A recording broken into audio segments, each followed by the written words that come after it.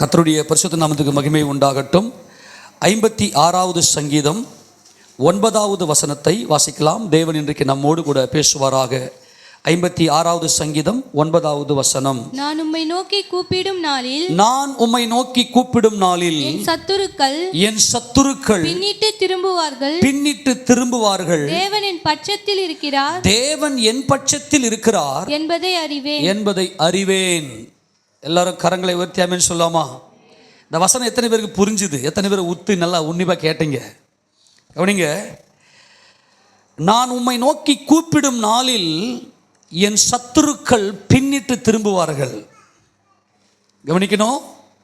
ஏசப்பா, என்னை சுற்றி ஒரு பெரிய சத்துருக்களின் கூட்டம்.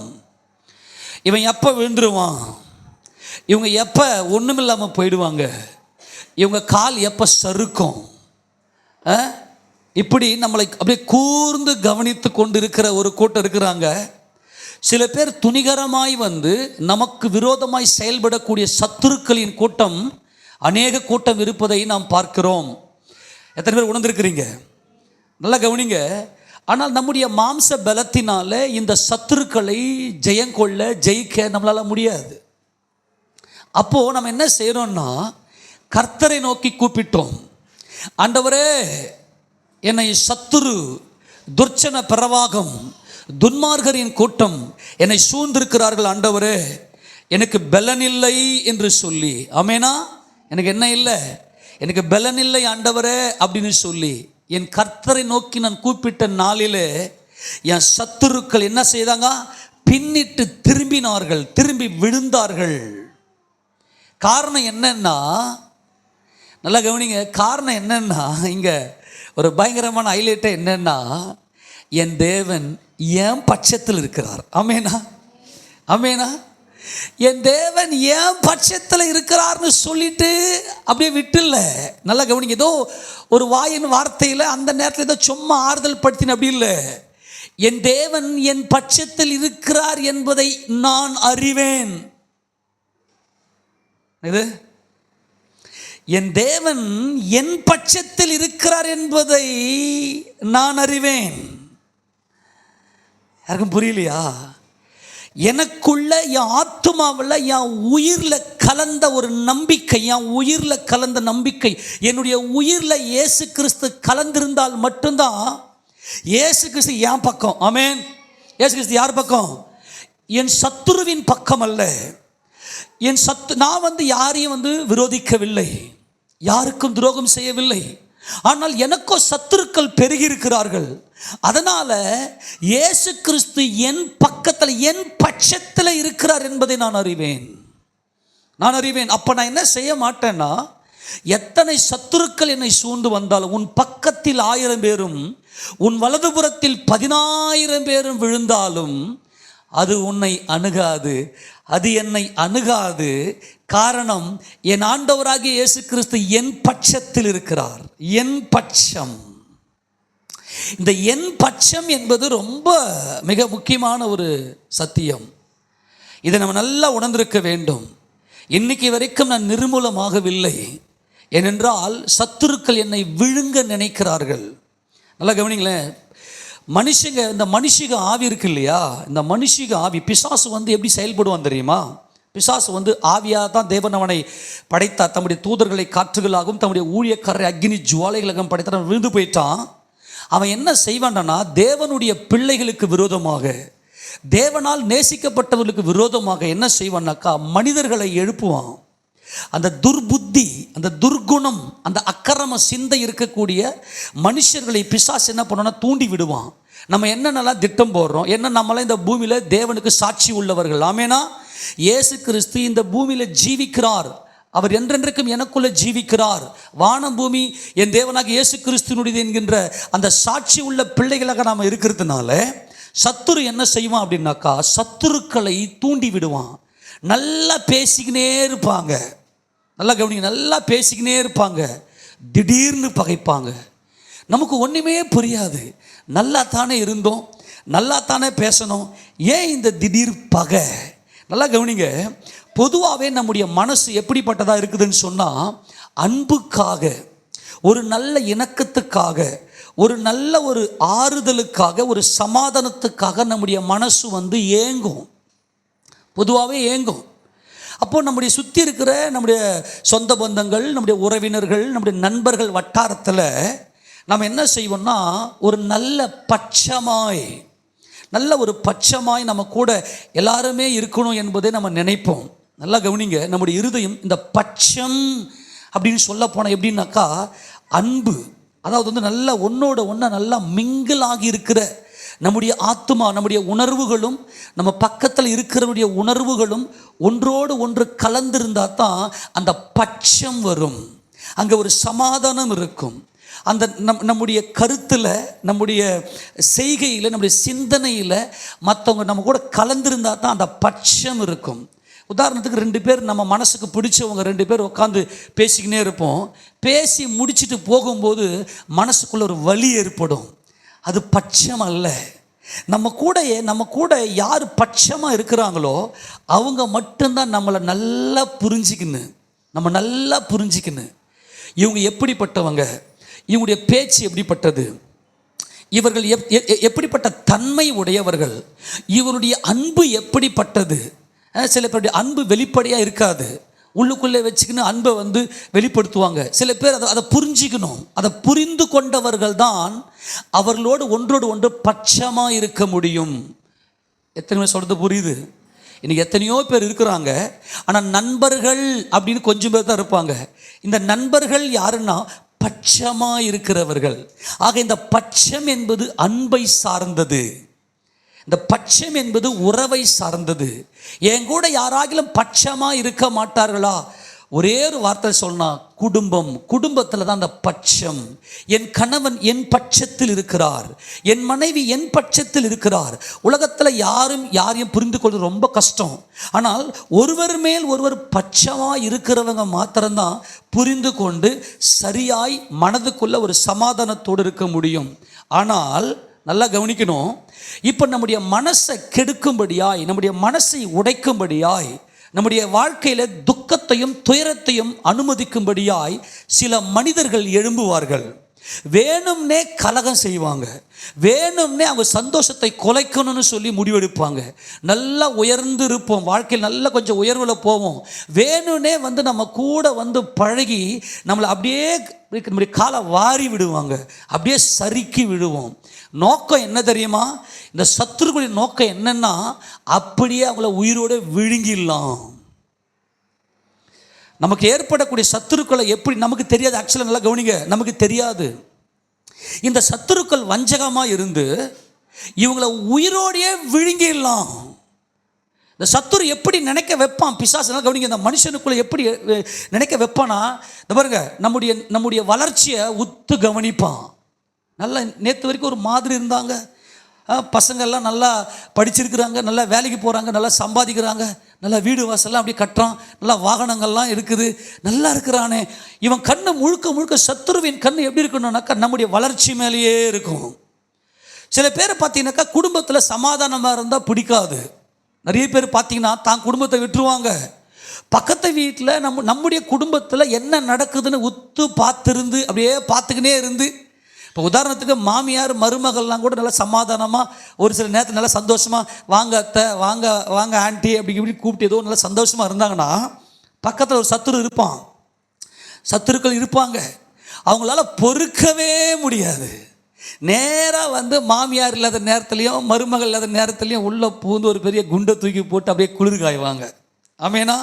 அன்பாய் சொல்கிறேன், உங்கள் குடும்பத்தில், உங்கள் உறவுகளில், உங்கள் நண்பர்கள் வட்டாரத்தில் இயேசு கிறிஸ்துவை தவிர வேற யாருக்கும் இடம் கொடுக்காதீங்க. ஆமேன் சொல்லாமா? இந்த சத்துருக்கள் என்ன செய்கிறாங்க தெரியுமா? எப்படிப்பட்ட நேரம், நல்லா கவனிங்க, எப்படிப்பட்ட நேரம் இயேசு ராஜா என் பட்சத்தில் இருக்கிறார் என்று சொல்ல முடியும் அப்படின்னா, நாம் இந்த பூமியில இருக்கக்கூடாது. சில பேர் பில்லி சூனியெல்லாம் பண்ணுவான், சில பேர் பில்லி சூனிய கட்டில், சில பேர் பிசாசுடைய தாக்கத்தில், சில பேர் வேணும்னே போய் வஞ்சகம் பண்ணி நம்முடைய குடும்பத்தில், நம்முடைய பிஸ்னஸில் எல்லாத்துலேயும் போயிட்டு வேணும்னு இவன் விழுந்து போயிட்டு மறைமுகமாக, சூனியக்காரர்கள் எப்படிப்பட்டவர்கள் தெரியுமா? மறைமுகமாக பகைக்க மாட்டாங்க, பிஸ்னஸில் தோல்வி ஏற்பட்டு அவன் தற்கொலை பண்ணி சாகணும், அப்படி அந்த ஒரு மனநிலையுடைய ஆட்கள்லாம் உண்டு. ஒன்று சொல்கிறேன், ஏன்னா இது பொல்லாத உலகம். ஒவ்வொரு மனிதனும் தாம் பெருமைக்காக வாழ்ந்து கொண்டிருக்கிறான்.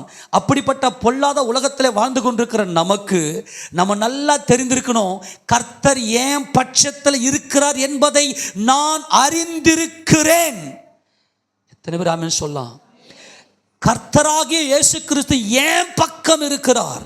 சத்துரு யாரை விழுங்கலாமோ என்று கர்ஜிக்கிற சிங்கம் போல சுற்றி திரிகிறான்.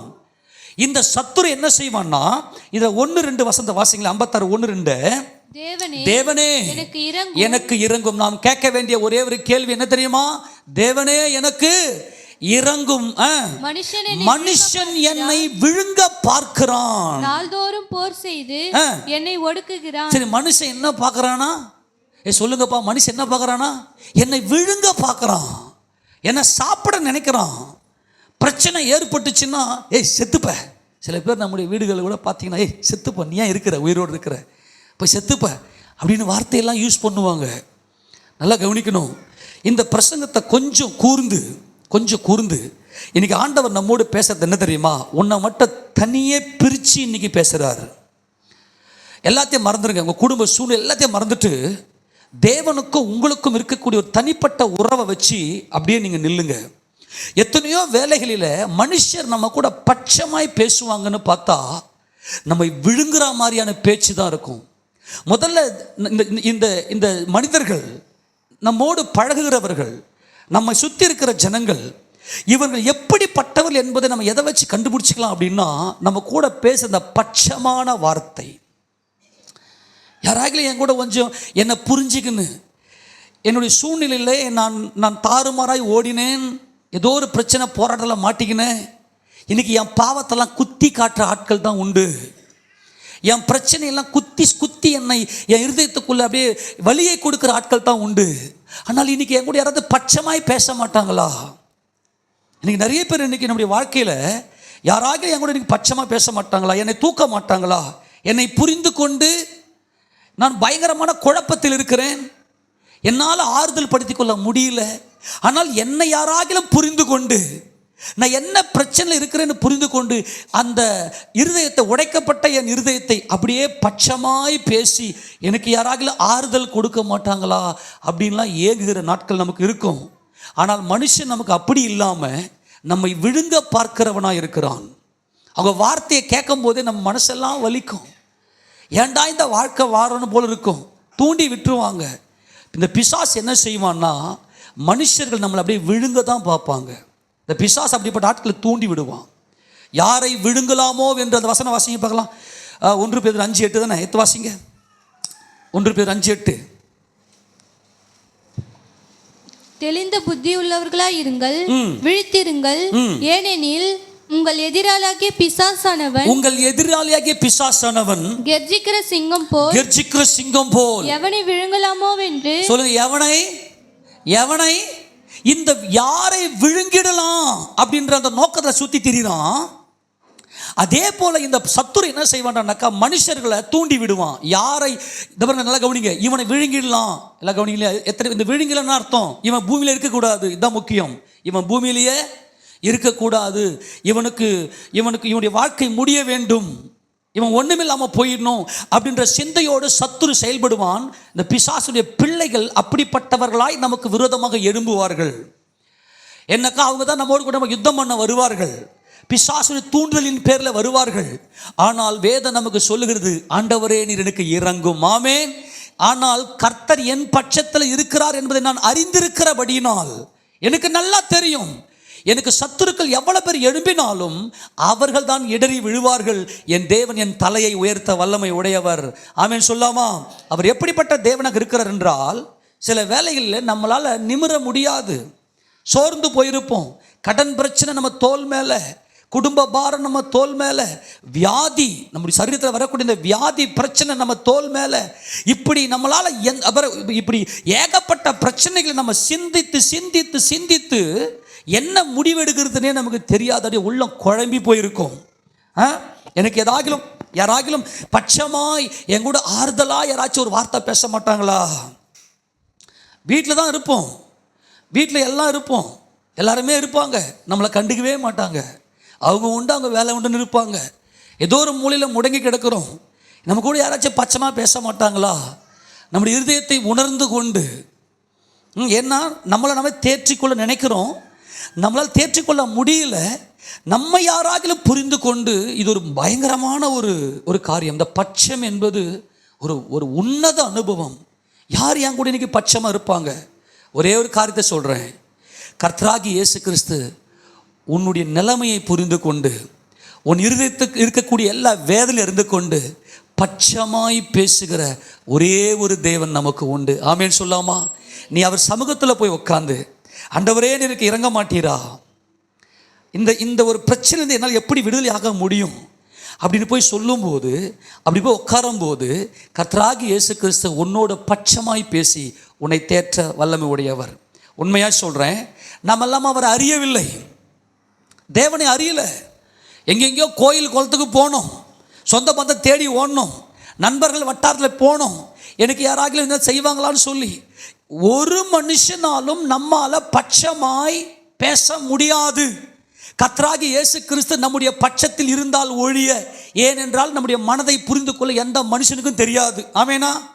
எந்த மனுஷனும் புரிஞ்சு கொள்ள முடியாது. ஆனால் கர்த்தர் நம் பட்சத்தில் இருக்கிறார் என்பதை நாம் அறிந்திருப்போமே. ஆனால் நான் இன்னைக்கு வரைக்கும் அவருடைய கிருபையினால் தான் நிற்கிறேன் என்பதை நாம் புரிந்திருப்போமே. ஆனால் அவர் என் பட்சமா இருக்கிறார். என் உள்ளத்தில் ஏற்படக்கூடிய அத்தனை விசாரங்களையும் அவர் அறிந்து எனக்கு ஆறுதல் படுத்துகிறவர் அவர் ஒருவரே, என் இயேசு கிறிஸ்து ஒருவரே. அவர் சமூகம் ஒன்று மாத்திரமே எனக்கு ஆறுதல், எனக்கு பட்சமான என் இருதயத்துக்கு ஏற்ற அந்த ஆறுதலை என் இயேசு கிறிஸ்து மாத்திரமே கொடுப்பார் என்பதை அறிந்திருந்தால் மட்டும்தான் உனக்கு ஆறுதல். ஆமேனா?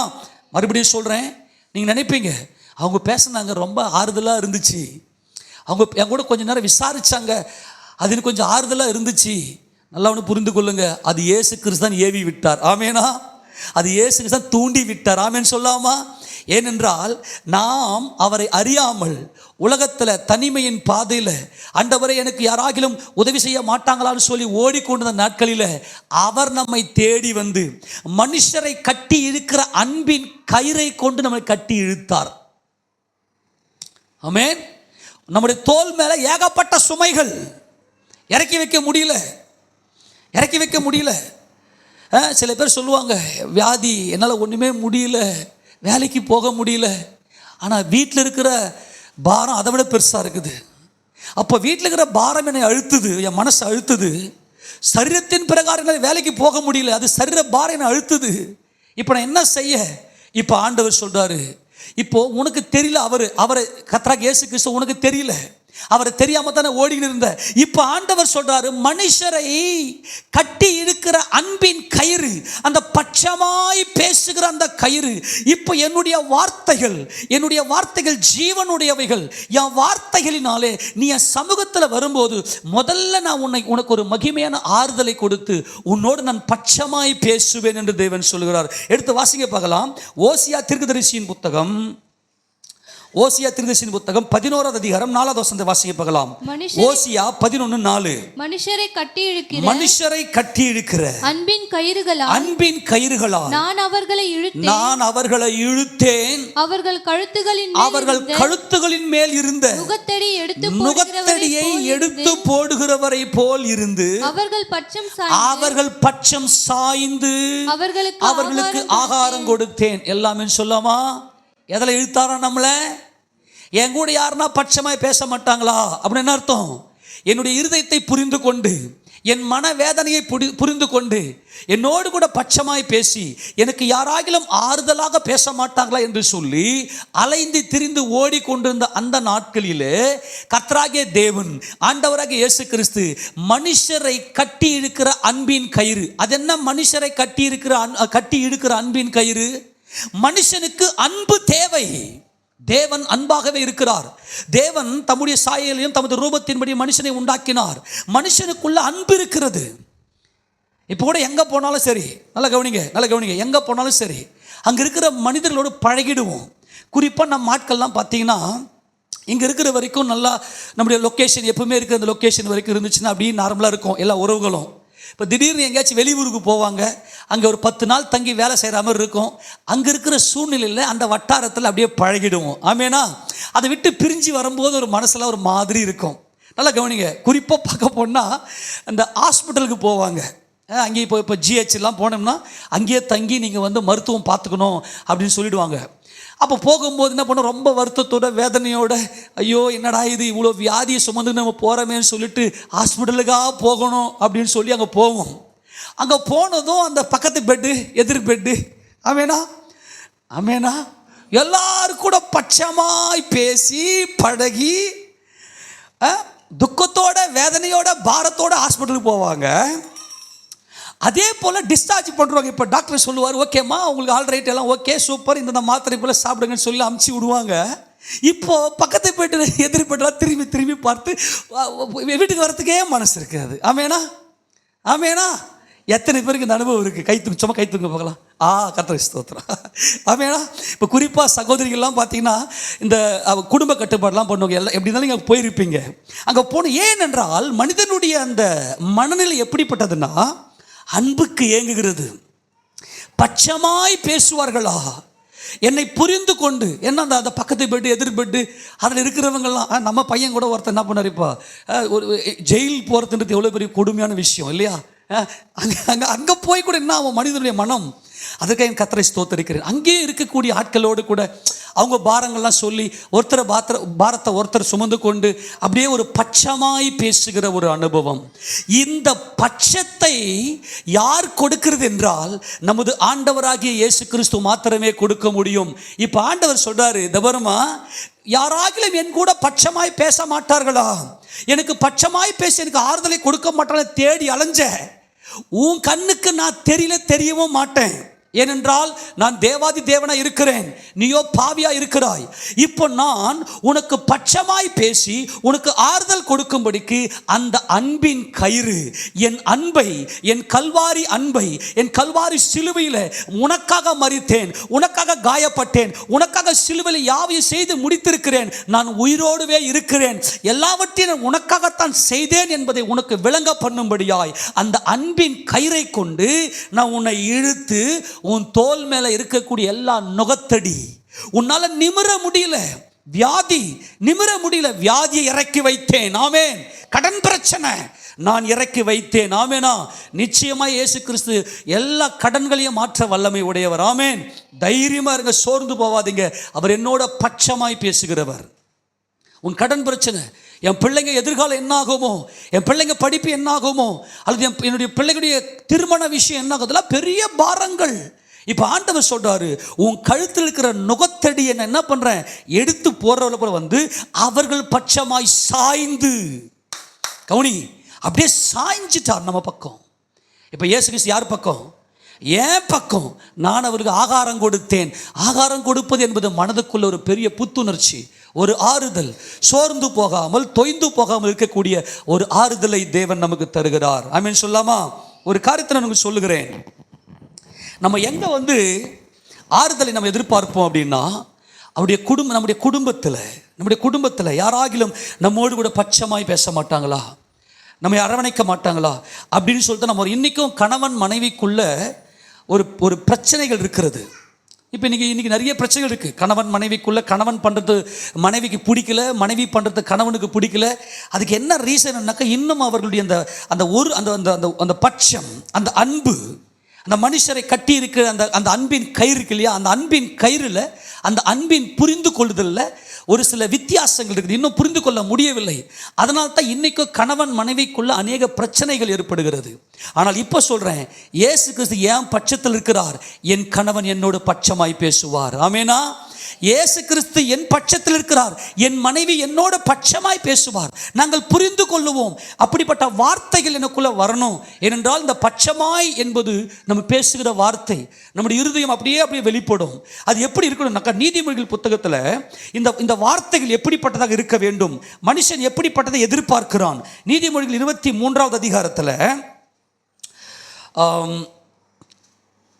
25 எடுத்துக்கொள்ளுங்க. 25ஆம் அதிகாரம், நீதிமொழி 25ஆம் அதிகாரம் 11வது வசனத்தை வாசிங்களேன். ஏற்ற சமயத்தில் நல்லா கவனிங்க. ஏற்ற சமயத்தில் சொன்ன வார்த்தை வெள்ளித்தட்டில் வைக்கப்பட்ட பொற்பழங்களுக்கு சமானம். என்னதுங்க? ஏற்ற சமயத்தில் சொல்லப்பட்ட வார்த்தை, ஏற்ற சமயம். நம்மளே நொந்து போய் மனசெல்லாம் உடஞ்சி போய் என்ன பண்ணுறதுன்னு தெரியாமல் குழம்பி போய் அப்படியே உட்காந்துருப்போம். அந்த நேரத்தில் இதுதான் ரொம்ப முக்கியம். நம்முடைய மனசுக்குள்ளே இருக்கிற இந்த காரியத்தில் யார் புரிஞ்சுக்குவாங்க? யார் புரிஞ்சுக்குவாங்க? அந்த ஏற்ற சமயம். சில பேர் என்ன பண்ணுவாங்கன்னா, இன்னொருத்தருக்கு ஆறுதல், கொஞ்சம் நொந்து போய் இருக்கிறாங்க, அவங்களுக்கு நான் ஆறுதல் கொடுக்க போகிறேன்னு சொல்லி கூப்பிட்டு அவங்கள கொஞ்சம் காம்ப்ரமைஸ் பண்ணி கொஞ்சம் ஆலோசனை கொடுக்குறேன்னு சொல்லிட்டு இன்னும் பாரத்தை ஏற்றி அனுப்புவாங்க. மனுஷனால் புரிஞ்சிக்க முடியாது. ஆனால் ஏற்ற சமயத்தில் சொல்லப்பட்ட அந்த வார்த்தை வெள்ளி தட்டம் பொற்பழமா. இந்த பொன்னினால் செய்யப்பட்ட பழம் வெள்ளி. இந்த வெள்ளி பொன் என்பது ஞானம், புத்தி. அது தேவனிடத்திலிருந்து வரக்கூடிய ஞானம், தேவனிடத்தில் வரக்கூடிய இந்த புத்தியின்படியாக என் மனசுக்கு ஏற்றாத போல இதமாய் என்னோடு யாருன்னா பேச மாட்டாங்களா அப்படின்னு சொல்லி நம்ம ஏங்கியிருப்போம். அது நடக்காது. ஆனால் ஒரு காரியத்தை சொல்கிறேன், ஏன் மனுஷரை கட்டி இழுக்கிற அன்பின் கயிறுனால என் கர்த்தர் கட்டி இழுத்து இப்போ கட்டி தான் வச்சிருக்கிறார். ஆமேனா? நம்மளை விட்டுடல. ஆமேனா? நம்மளை விட்டு விடவில்லை. அவர் என் பட்சமாய் சாய்ந்திருக்கிறார் என்றால் உன்னை சூழ்ந்திருக்கிற எல்லா மனிதர்களையும் உன் பட்சமாய், உன் சூழ்நிலைகளை புரிந்து கொண்டு உனக்காக பேசக்கூடிய, உன்னுடைய இருதயத்தை புரிந்து கொள்ளக்கூடிய அந்த ஒரு தருணத்தை தேவன் ஏற்படுத்தி கொடுப்பார். இப்போ மனுஷர்கள், மற்ற மனுஷர்கள் நம்மளை விழுங்க நினைக்கிறார்களே, அப்படிப்பட்ட சூழ்நிலையும் கர்த்தர் என் பட்சமாக இருந்தால் நான் பதற மாட்டேன். எவ்வளவு பேர் நமக்கு எழுப்பி வந்தாலும் என்னை அன்பின் கயிறினாலே என்னை கட்டி இழுத்திருக்கிற என் கர்த்தர் என் பட்சத்தில் இருக்கிறார். அப்போ அந்த வார்த்தைகள் எப்படி வரும் தெரியுமா?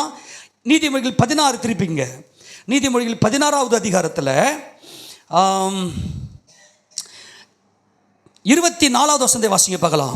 இனிய சொற்கள், இனிய சொற்கள் தேன்கூடு போல், தேன்கூடு போல், ஆத்துமாவுக்கு மதுரமும், ஆத்துமாவுக்கு மதுரமும், எலும்புகளுக்கு, எலும்புகளுக்கு ஔஷதமும் ஆகும். எப்படிப்பட்டது? என்னது? இனிய சொற்கள். சொல்லுங்க பால். இனிய சொற்கள், நல்ல வார்த்தை. என் கூட பட்சம். நான் மறுபடியும் சொல்லுகிறேன், என் கூட பட்சம். என் கூட பட்சமாக இருத்தல் என்பதுடைய அர்த்தமே என்னன்னா, அன்பில் ஒன்றரை கலந்து புரிந்து கொள்ளுதல். புரிந்து கொள்ளுதல். நம்மளை புரிந்து கொண்டு, நம்முடைய வாழ்க்கையை புரிந்து கொண்டு, நம்முடைய பின்னணியை புரிந்து கொண்டு, நம்முடைய தோல்வியை புரிந்து கொண்டு, நம்முடைய விழுகையை புரிந்து கொண்டு என்னை தேற்றுவதற்கு யாருன்னா ஆள் இருக்கிறாங்களா? இப்போ நம்ம ஆட்கள் சுற்றி பார்த்துக்கினே இருப்பாங்க. எப்படா இவன் விழ போகிறான்? வெந்த புண்ணில் ஈட்டி எடுத்து குத்தி நம்மளை அப்படியே தள்ளி, குறிப்பாக ஆவிக்குரிய வட்டாரத்தில் பார்த்தீங்கன்னா நல்லா போய்கினே இருப்போம். கொஞ்சம் ஏதோ மாம்ச பலவீனத்தில் சறுக்கிட்டு இருப்போம். அதை பார்த்துக்கினே இருப்பான் சத்துரு. வந்துட்டு அவ்வளோதான், நீ விழுந்தியா, ஏசப்பா உன்னை மன்னிக்க மாட்டார், நீ எவ்வளோ உபதேசம் கேட்ட, நீ அவ்வளோதான், இப்படி சொல்லி நம்மளை விழுங்க நினைப்பார்கள். அப்படிப்பட்ட சத்துருக்களை பிசாசு ஏற்படுத்தி தான் இருப்பான். ஆனால் இனிய சொற்கள், என் மகனே நீ கவலைப்படாத. பிரதர், கவலைப்படாதீங்க பிரதர், எல்லாவற்றுக்கும் கர்த்தராகிய இயேசு கிறிஸ்து நமக்கு பட்சமாக இருக்கிறார். ஆமேனா? எந்த சூழ்நிலை நம்ம பக்கம் இருக்கிறார். மனுஷரை கட்டி இருக்கிற அன்பின் கயிறுகளை கொண்டு கர்த்தர் நம்மை கட்டி இழுத்திருக்கிறார். இன்று வரைக்கும் நம்ம சபையில் இருக்கிறோம், இன்று வரைக்கும் நம்ம ஐக்கியமாக இருக்கிறோம். ஒன்றுத்துக்கு கவலைப்படாதீங்க, சோர்ந்து போகாதீங்க அப்படி சொல்லி தேற்றக்கூடிய அந்த ஆறுதல் நமக்கு இன்னைக்கு இல்லையா? இல்லையா? இன்னைக்கு நீங்கள் மனுஷனை பார்க்காதீங்க, ஏசப்பா கிட்ட போய் நில்லுங்க. ஏசப்பா, நீங்கள் என் பட்சத்தில் தானே இருக்கிறீங்க, எனக்கு நீங்கள் மாத்திரம் போதும் அப்படின்னு சொல்லி அவருடைய ஆறுதலை நாம் நல்லா அனுபவிக்க ஆரம்பிப்போமே ஆனால் நம்மோடு பட்சமாய் பேசுகிற மனிதர்களை நமக்கு ஏற்படுத்தி கொடுப்பார். அவர் மனிதர்கள் மூலமாய் செயல்படுவார். அதுக்காக மனிதனை சார்ந்திருக்க கூடாது. ஏனென்றால் இந்த இனிய சொற்கள் தேன் கூடு போல ஆத்துமாவுக்கு மதுரமும், எலும்புகளுக்கு ஔஷதம். ஔஷதம் என்றால் மருந்து. நம்முடைய எலும்புகளை நல்லா புஷ்டியாக்கி நம்மளை கம்பீரமாக இந்த பூமியிலே வாழ வைக்கும். அப்படியானால் நாம் என்ன செய்யணும்னாக்கா, நம்மோடு கூட பட்சமாய் பேசுகிறவர்களை நாம் சரியாக நம்ம புரிந்து கொண்டு நம்ம தேவன் நடத்த வேண்டுமே. ஆனால் நான் முதல்ல உணர்ந்து கொள்ள வேண்டும், தேவன் கர்த்தராகிய இயேசு கிறிஸ்து என் பட்சத்தில் இருக்கிறார். இப்போது சில வேளைகளில் நம்முடைய குடும்பத்திலே என்ன நடக்கும்னா, பிரிவினைகள் இருக்கும். ஒருத்தரை மாற்றி ஒருத்தர் சண்டை போட்டுக்கின்னு புரிந்து கொள்ளுதல் முடியாமல், பேச முடியாமல், இப்போ நம்முடைய சொந்த பந்தங்களில் கூட பார்த்தீங்கன்னாக்கா இந்த பகை அதிகமாக இருக்கும். குறிப்பாக ஆவிக்குரிய வட்டாரங்களில் இன்னைக்கு பார்த்தீங்கன்னாக்கா நிறைய இந்த பகை இருப்பதுக்கு காரணம் என்னன்னாக்கா கிறிஸ்து இயேசு எப்படி என் பட்சமாக இருக்கிறது என்பதை உணராமல் இருப்பது தான். இப்போ உதாரணத்துக்கு யோசேப்பு தன்னுடைய தகப்பனாருக்கு எல்லா விதத்திலும் கீழ்ப்படிந்து நடக்கிறவர், தகப்பன் மேல பட்சமாக இருக்கிறவர். அதனால யாக்கோபு என்ன செய்தார் என்றால் யோசேப்பின் மேல பட்சமாக இருந்தார். யோசேப்போடு கூட யோசேப்புடைய ஆத்துமாவும் யாக்கோபுடைய ஆத்துமாவும் ஒன்றரை கலந்திருந்தது, இசைந்திருந்தது. அதனால யோசேப்பு என்ன செய்தார், யாக்கோபு என்ன செய்தார்னா தன்னுடைய மகனாகிய யோசேப்பை அதிகமாய் நேசித்தார். பலவர்ண அங்கியை செய்வித்து தன்னுடைய மகனுக்கு கொடுத்தார். இது ஒரு மகிமையான அபிஷேகம். இன்றைக்கும் ஆவிக்குரிய நமக்கு நம்முடைய தேவன் நம்மை விசேஷ விதமாக அழைத்திருப்பார், வரங்களை கொடுத்திருப்பார், ஊழியத்தில் வல்லமையாய் பயன்படுத்துவார். ஆனால் இதே கிறிஸ்துவ வட்டாரத்தில் கூட பார்த்தீங்கன்னாக்கா அப்படியே விழுங்க நினைப்பாங்க. அவங்கள பட்சமாய் பேசாமல் பகையாய் நினைப்பார்கள். உள்ளுக்குள்ள பகையை வச்சுக்கின்னு வெளியே நல்லா உறவாடுவாங்க. ஆனால் ஒன்று புரிந்து கொள்ளுங்க, கிறிஸ்து என் பட்சத்தில் இருக்கிறார். ஆமேனா? எந்த மனுஷன் என்னை அழைக்கவில்லை, என் கர்த்தர் என்னை பேர் சொல்லி அழைத்திருக்கிறார். எடுத்து வாசிக்க பார்க்கலாம். ஆதியாகமத்தின் புத்தகம் 37வது அதிகாரத்தில் அந்த குடும்பத்திலேயே என்ன நடந்துச்சு பாருங்களேன். வாசிக்க பார்க்கலாம். 37வது அதிகாரம் 4வது வசனம். அவனுடைய சகோதரர் எல்லாரும் அவனை தங்கள் தகப்பன் அதிகமாய் நேசிக்கிறதை அவன் சகோதரர் கண்டபோது அவனோட பட்சமாய் பேசாமல் அவனை பகைத்தார்கள். இந்த பங்காளி சண்டை பத்தியா? ஊர்ல இருக்கிறவன் யாரோ பெரிய பெரிய பில்டிங்லாம் கட்டினா கூட கம்முன்னு பார்த்துன்னு வந்துடுவான். ஆனால் பங்காளிங்க இருக்கிறாங்க பாருங்க, ஒன்னோட ஒன்று. இவன் ஏன்டா சருன்னு நல்லா ஹையில் போயினே இருக்கிறான். நல்லா கவனிங்க. அதே போல் ஆவிக்குரிய ரீதியில் கூட ஆவிக்குரிய வட்டாரத்தோடு பார்த்தீங்கன்னா நம்முடைய அப்பா நம்மை நேசித்திருக்கிறார், நம்மை விசேஷ விதம் உயர்த்தி வைத்திருக்கிறார். நல்லா ஜெபிப்போம், நல்ல வேதத்தை வாசிப்போம், ஆவியில் நிறைய வசனங்கள் புரிந்து கொண்டிருப்போம், கர்த்தருக்குள்ள மனமகிழ்ச்சியாக இருப்போம். ஆனால் சத்துரு என்ன செய்வான்டானாக்கா இப்படிப்பட்ட ஒரு துர்புத்தியை சகோதரர்கள் மத்தியிலே ஏற்படுத்தி கொடுப்பான். அவருடைய சகோதரர்கள் என்ன செய்தார்கள் என்றால் அவர்களுடைய பட்சமாக பேசாமல் பகைத்தார்களாம். நல்லா கவனிங்க. நம்முடைய உள்ளம் ஒருபோதும் பகையை ஏற்காது. எனக்கு பகை வேண்டாம், பகையா பட்சமா? நம்முடைய வாழ்க்கை என்ன தேவை? பட்சம் தேவை, பகை வேண்டாம். நம்முடைய மனசு அன்புக்காக ஏங்குகிறது. எனக்கு அன்பு வேண்டும், என்னோட பட்சமாய் பேசுங்கள், நான் அன்பு கூறுகிறேன், என்னோட பட்சமாய் பேசுங்கள், எனக்கு பகை வேண்டாம். ஆனால் பகை தான் உள்ளே வருகிறது, உள்ள பகை தான் வருது. ஆமென். தான் சொந்த குடும்பம் சகோதரர்களே யோசேப்போட பட்சமாய் பேசாமல் பகைத்தார்கள். நல்லா கவனிங்க. சில வேளைகளில் கணவனை நம்பி தான் வந்திருக்கிறேன், ஆனால் நான் என்ன பேசுகிறேன், எதை சொல்கிறேன், எனக்கு நான் என்ன விரும்புகிறேன், இதெல்லாம் தெரிந்து கொள்ளாமல் மனசு உடையிற மாதிரி பேசுவார். மனைவி தான், குடும்பம்தான், பிள்ளைங்க தான், குடும்பத்திலேயே பார்த்தா பகை இருக்கும். ஆனால் ஒரு காரியத்தை சொல்கிறேன், அப்படிப்பட்ட சூழ்நிலைகளில் என்னவெல்ல மனுஷர்கள் இந்த சத்துரு என்ன செய்வான்டான்னா யாரை வேணுமாலும் தூண்டி விடுவான். நம்ம வீட்டுக்குள்ளேயே பார்த்திருக்க திடீர்னு எரிச்சலை தூண்டி விடுவான். பிசாசு எப்படியாலும் சமாதானத்தை குலைக்க நினைப்பான். ஒரே குடும்பம் தான். ஏன்னா குடும்பத்தில் தான் நம்ம அன்பை எதிர்பார்க்கிறோம், பட்சத்தை எதிர்பார்க்கிறோம். திடீர்னு பார்த்தீங்கன்னா நம்மளை புரிந்து கொள்ளாமல் நம்மளை கேவலமாக பேசுவாங்க, ஏளனமாக பேசுவாங்க. நம்முடைய மனசு இப்போ என்ன விரும்புதுன்னே தெரியாமல் பேசுவாங்க. சகோதர வட்டாரத்திலே பார்த்தீங்கன்னா சில பேர் பார்த்தீங்கன்னா நல்லா பரியாசம் பண்ணுவாங்க, காமெடி பண்ணுவாங்க. அவங்க பேசுகிற அந்த வார்த்தை அவங்க மனசை பாதிக்குமே என்பதை தெரிந்து கொள்ளாமலேயே பேசுவாங்க. நான் ஒரு முறை ஒரு சாட்சி கூட கேட்டிருக்கிறேன். ஒரு சகோதரர் கிறிஸ்துவத்துக்குள்ளே நல்லா பிரதர்ஸ் எல்லாம் ஒன்று சேர்ந்து நல்லா என்ன செய்வாங்கன்னா ஊழியத்துக்கு போவாங்க. ஒரு நல்லா ஒரு டீம் வாலிபர் கூடுகையில் நல்லா கூடி ஒன்று சேர்ந்து அவங்க என்ன பண்ணுவாங்கன்னா டீமாக சுவிசேஷம் சொல்கிறதுக்கு போவாங்க. அதில் பார்த்தீங்கன்னா ஒரு சகோதரர் நல்லா நல்லா ரொம்ப குண்டாக இருப்பாரா. அவர் பார்த்தாவே மற்றவங்களாம் ஒரு கிண்டல் பண்ணி காமெடி பண்ணுவாங்களாம். அந்த சகோதரன் என்ன பண்ணுவார்னா எல்லாம் பிரதர்ஸ் தானே அப்படின்னு சொல்லிட்டு அந்த பரியாசமான அந்த வார்த்தைகள்லாம் அப்படி கேட்டு அப்படி சொல்லி அப்படி கூட சேர்ந்து சிரிச்சுக்கினே அப்படி போயிடுவார். ஆனால் என்ன பண்ணி நாளுக்கு நாள் அவரை ரொம்ப பரியாசமான, அவருக்கு மனசுன்னு ஒன்று இருக்குது இல்லையா, அவர் கூட பட்சமாக ஆறுதலாக பேசுறதுக்கு அங்கே யாருமே கிடையாது. ஒரு நாள் எல்லாரும் தனியாக இருக்கும்போது இவர் மாதம் தனியாக போயிட்டு ரூமில் போயிட்டு அப்படியே கதறி அழுதாராம். ஆண்டவரே என்னை எல்லாரும் பரியாசம் பண்ணுறாங்களே, என் உருவத்தை பார்த்து என்ன பரியாசம் பண்ணுறாங்களே அப்படி சொல்லி கதறி இருந்தாங்க. இப்போ எங்கடா பிரதரை காணோன்னு சொல்லிட்டு எல்லாம் போயிட்டு அவர் போய் நின்று பார்த்தாக்கா அவர் அப்படியே அவர் யாரெல்லாம் நிந்திச்சாங்களோ, யாரெல்லாம் பரியாசமாக பேசினாங்களோ, அது பாதிக்கப்பட்டு அவர் கதறி எழுதிருக்கிறார். அப்போ தான் எல்லாம் உணர்ந்துருக்குறாங்க, அவருக்கும் ஒரு மனசு இருக்குது, அவர் கூட பட்சமாகவே பேசலையே, பரியாசம் தானே பேசணும்னு சொல்லி.